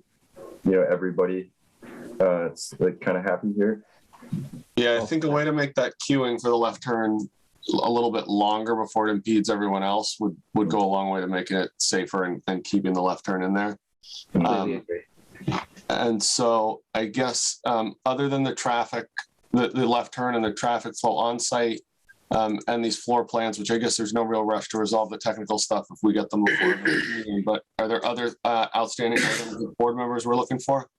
There was just, if there is the potential for liquid propane on site, or just fuel storage, we got to just make a provision for that, because I know the site's really tight, and it's like every square inch is being utilized, which is great. No real wasted space, but that may pose some creativity from the folks doing the design work. So I'd say, like, we should definitely take a look at that and see if that creates a domino, like see what gets pushed or sacrificed to get that tank. And if that's the way they go, if electric or some other means of energy is used, then my point is not valid. So my pros is not valid. So. And just to take on that, Dan, too, is depending on the size of the tank, if it's above ground, even below ground, there are setbacks from the property too. So, so you folks that are developing it, please keep in close contact with me about if you're going to go the LP route, so I can kind of help you and give you some guidance on that. Thank you. Thanks, Dan. Any other things that we want to flag for a next meeting from planning board members or planning department that was mentioned or wasn't mentioned? There's a public comment waiting from Meg Kennedy. She's got her hand raised right now. Thank you. Meg Kennedy, come on down. There we go. Can you hear me? Yes. Can you give just give us your address too, please? Yes, 31 Plymouth Ave. Thank you. So, you know, I appreciate that woman's opinion about being patient. However, I don't see a lot of patient people anymore, realistically. I come out of Colonial Ave every day, and I was concerned when the Colonial properties were added a year ago. There's 4 units now, 4 condos. And, you know, that's an addition. I can't even imagine what a Starbucks would do. I think it's way too close to the road. It's not an easy turn. It's not a safe turn. I'm 55. I'm concerned about what it's going to be like in another 20 years when I'm driving. You know, our reactions aren't as quick. So that, yeah, it's a huge concern for me, all of those people. And could it potentially back up out onto Northampton Street? That's a lot of people that they're projecting going in there. Is there enough space to wrap around that building? I mean, I've seen it over in Hadley, wrapped around and out into the driveway of Home Depot. So I think that really needs to be looked into. And, you know, sometimes it's, you know, holiday times or stressful times, everybody's going for a coffee. It may not be all the time, but still, we can't have traffic backed up onto Northampton Street. That's just not feasible. So just a concern of mine. Please consider it. Great. Thank you, Meg. And what is the plan for the rest of the property? Because I know you said we'll worry about that when it happens, but I think the whole point at this point is there is no plan. So we're sort of trying to think about what else might happen back there. But the truth is, since we don't really know what it is, there's not much we can do other than acknowledge that it might someday be tied into another project, but it also might not. So is this property being purchased or leased? This parcel, Patrick, is this parcel being purchased after the A&R? Is that the plan? That's correct. Okay. And then we would lease it to Starbucks. So the back property would be separate with no access to the road? It actually wraps around. Yeah, it still has frontage over on the other side of the lot. The house, right. Yep. Okay. Thank you. Thank you, Megan. That's sort of another unintended consequence of sort of problems with site circulation where it also becomes a safety issue out on Northampton Street. So that's a good thought. James? Yeah, I think that was a great comment. In fact, both of the comments were good, both the pro-business comment, which I think, you know, we have to be in our community to be successful, but also the realistic issue with traffic. Forgive me, was it Emma Parisi? Were you the one that put forth the traffic study component? I might have got that wrong. Was that you? Yes, that was me. In that study where we looked at some information, did we see how much of that, anecdotally, it was like 700 to the left and 1,000 to the right. How much of that is new traffic and how much of that is existing traffic? Do you know that? Yes. So we evaluated the existing conditions, the no-build conditions, and the build conditions. And so we have in our figures, there's a figure with the existing numbers, the no-build numbers, and then just the project-generated numbers, and then the project-generated numbers added into the network.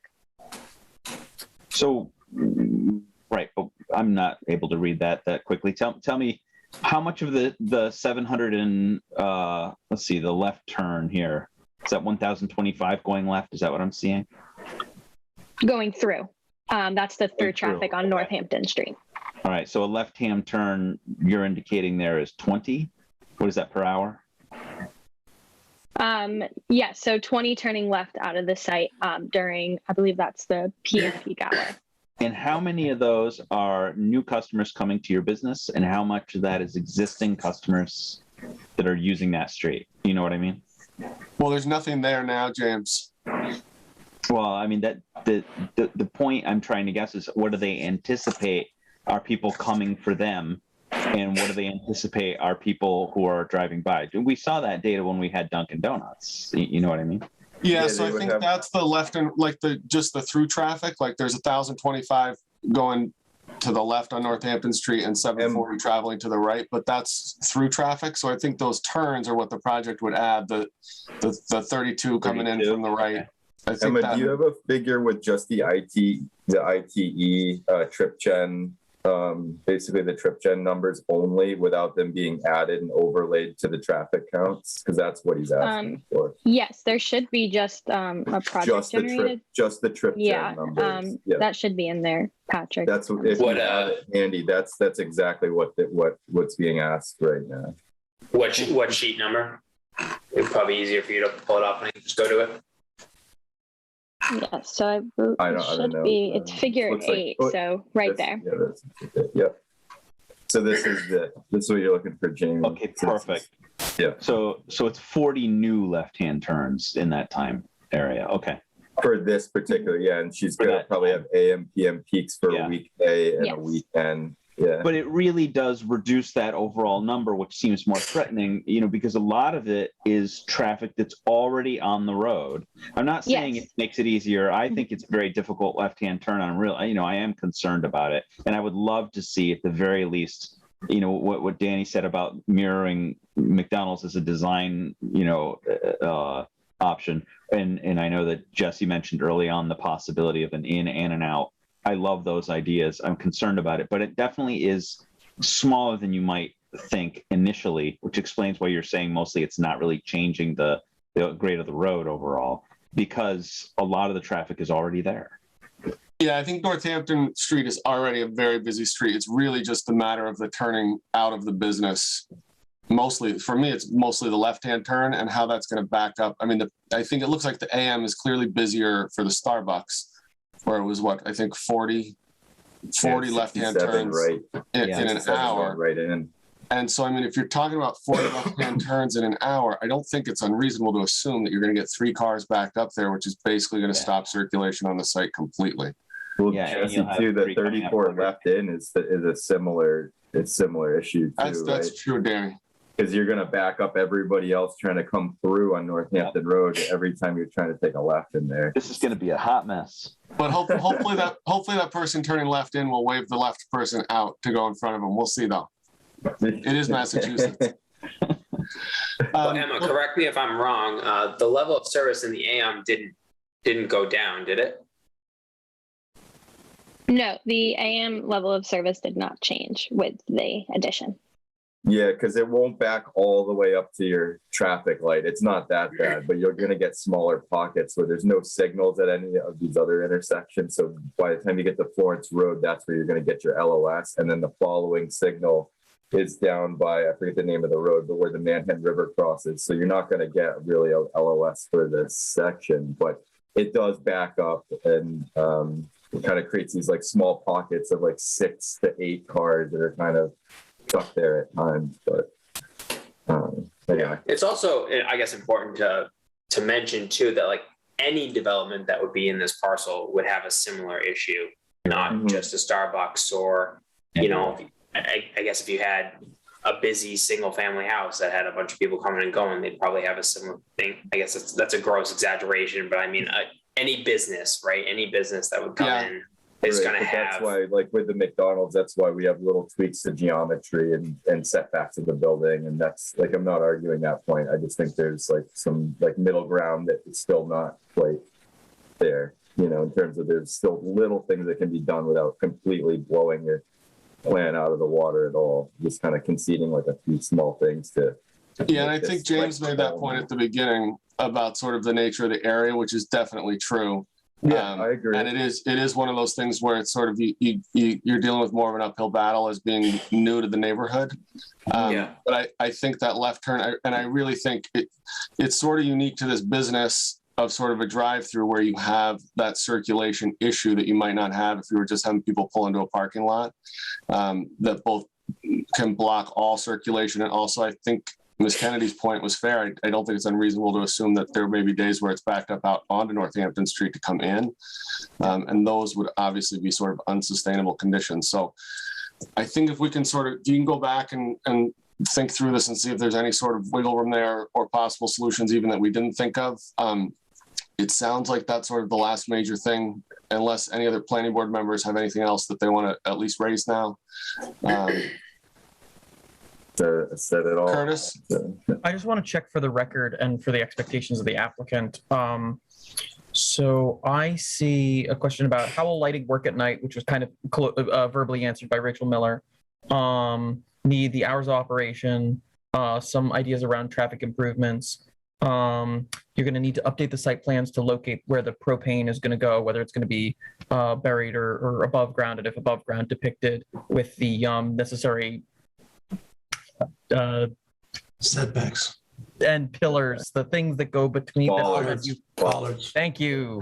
There was some people who said they might want an interior layout. Is that something the board wants or no? Yeah, it sounded like Rachel maybe had gotten her hands on at least a sort of hypothetical one that might be helpful. Okay. And then I think at least we can sort of approve that, and it'll be, as long as it's not a material modification, then if there's little tweaks, they can probably deal with that administratively and when the actual tenant gets in there. But I'd be good with helpful to look at that. One other thing I wanted to circle back to, understanding that we're now checking for that hypothetical one, is that we've gotten a sign plan that showcases where the sign are going to go and what they're going to look like, but we don't have exact dimensions for them, if I remember correctly. That's the same as other special permits that we've received before. I can condition it such that they just have to follow the standards for signs if you all want, because I know that they might have done that in the past. I mean, we did it with 118. Yeah, they 118 Union. They need a sign permit, so they're going to have to get that from the building inspector anyways. I'm always nervous to do the alternative where somehow the building inspector thinks that we've approved something that we haven't. But great. So we'll just add in a condition that gives some flexibility. Yeah. Great. How long do you think you need to present all this information? Is that a question for our team? Yeah. How long do you guys? I mean, we can go as long or as short as you want between meetings. But sure. Would you guys meet twice a month or once a month? Twice. So our next one is February 1st. Okay, so that's okay. We're gonna look at alternative mocking the McDonald's, having separate entrance and exits. We'll do that. We'll take a look at the site and talk with our seller and see if we can get, some more land to be able to back the building up a bit. So we're going to look at those few things. I would hope that a couple weeks would be okay. So then your next meeting. I don't want to jam you up either, Rachel, and have you guys all have to come and ask for continuance. If you think it's going to be 2 or 3 weeks, you might as well go a month out. Yeah, I think we should go a month out. Let's plan on February 6th. It would be the 16th then. Or no, it's a Tuesday. I'm sorry, February 15th.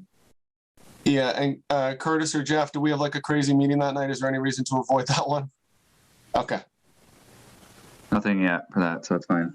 All right, so we would, and just to keep everything clear, we would continue the special permit and the A&R, and we'll hold both those things together because there's obviously no point for any of us to do the A&R approval or endorsement until. Especially as the dimensions of the lot may change. You may withdraw the A&R that you have currently submitted and make a larger lot, hypothetically. And then what's the deadline that you would need a resubmittal from us?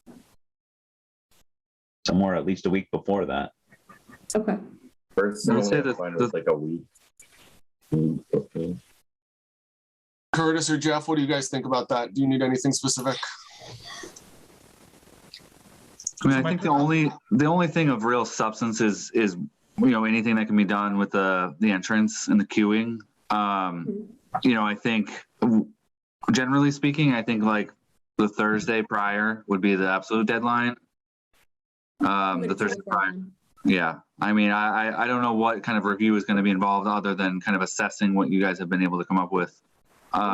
Just hopefully related, just, did you guys talk about like how many employees you expect to have on site for each kind of shift? Like, do you have a program from your client, like what they do for employees? Yeah, typically around 8, but I can double check for this location what they're expecting. Okay, because I was just kind of asking about the number of employee parking spaces they've got queued up there. Yep. Okay. Okay, so that'll make sense to you guys. Rachel, that all sounds feasible? Yes. Excellent. All right, so then I would need a motion for continuance to the 15th. Motion to continue both the A&R and special permit for Gabe Schumann at 93 Northampton Street to February 15th at 6 o'clock. Seconded. All right, voting to continue to February 15th. James. Aye. Chris. Aye. Harry. Aye. Danny. Aye. Ken. Aye. And I am an aye. All right, well, thank you guys. I know this was later than any of us wanted to be here, but thanks a lot, and we'll see you in a month. Very well. Thank you so much. Thank you. Bye. All right. Any other business or administrative items before Curtis? I have sad news to share. I am leaving the employment of the city of Easthampton effective sometime in February and going on to work for MassDOT as a senior planner. Nice. Congratulations. Congratulations. Don't encourage him, guys. Come on. I know. This is horrible news. It's a betrayal. Loss, man. My goal is to I have the time hypothetically to attend some of the meetings for the items that were on the agenda tonight to make sure that I'm available to help close them out. But I will miss you guys terribly. I have never had a pleasure of serving a board as high quality as this, and I've served a couple in my time. Oh, thanks, Curtis. And I can't believe in your entire tenure, we never had one in-person meeting. I know. I was telling Jeff to pretend like I've been like a complicated AI that he's programmed in the office. You know, like as far as any of only Jesse has ever seen me in person, right? How did that? No, I've seen you in person before. How did this interview process work? You didn't have to ask any of us for a recommendation. Yeah, James, I'm working on a letter of non-recommendation and sending it to everyone I know at the state.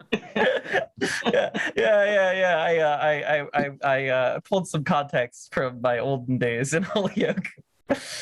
Yeah, people have nothing to lose. Well, congratulations, Curtis, and you have been greatly appreciated. You'll be greatly missed, and not least, I'm sure, by Jeff as he has to start coming back to all these planning board meetings again. Don't worry, but before the next meeting, you'll get all of the minutes I owe you. Oh, excellent. Jeff, I see your hand is raised. Yeah, I'll be quick. I do want to thank Curtis. He's been great. I cried for a while when he told me. The feeling's mutual. I'm not at my new job, so I'm miserable right now thinking about it. You know what I mean? Like. We did advertise we did advertise the position today, but it's going to take a while, you know, and we'll be lucky to get someone close to Curtis's kind of energy and willingness to learn real quick. So I really appreciate that. I did want to just do a quick reminder that there is technically a planning board meeting next Tuesday. So a while, and I haven't done a good job of reminding everyone, but a while back we had started a public hearing for the 40R district, and that got continued to next Tuesday. I'll send out a reminder, but we may or may not be able to do too much because we're waiting for the review from the state. So we have to convene next Tuesday, but I don't know how much of substance it'll be. So I'll send out an email reminder to the group, but I did want a chance to. And then do we also have one February 1st? Indeed. Yes. Although nothing really got continued to February 1st. We won't have one February 1st. It doesn't seem like it's going to be necessary. In most cases, like even in A&R, we can talk to the people and they can wait a little bit, but it doesn't seem highly likely that we definitely don't have any public hearings that are, you know, any applications for February 1st. So we might be able to cancel that one. We have one pending new special permit application, which is unfortunately a reopening to reapprove Coleman Street, the move-in self-storage. because they've actually been so long that despite the COVID period, they have lapsed their special permit, their site plan review. So they'll just need a reapproval on their site plan review. And they're getting those materials ready for probably the second meeting in February. Okay. All right, if there's nothing else. Motion to adjourn. Seconded. Heavy All right. Moving to adjourn. James. Aye. Ken. Aye. Chris. Aye. Danny. Aye. Harry. Aye. And I am an aye. Looks like we're out of here before 9:30. Not the best we've ever done, but good job. Everybody. Good night, folks. Aye. Good night.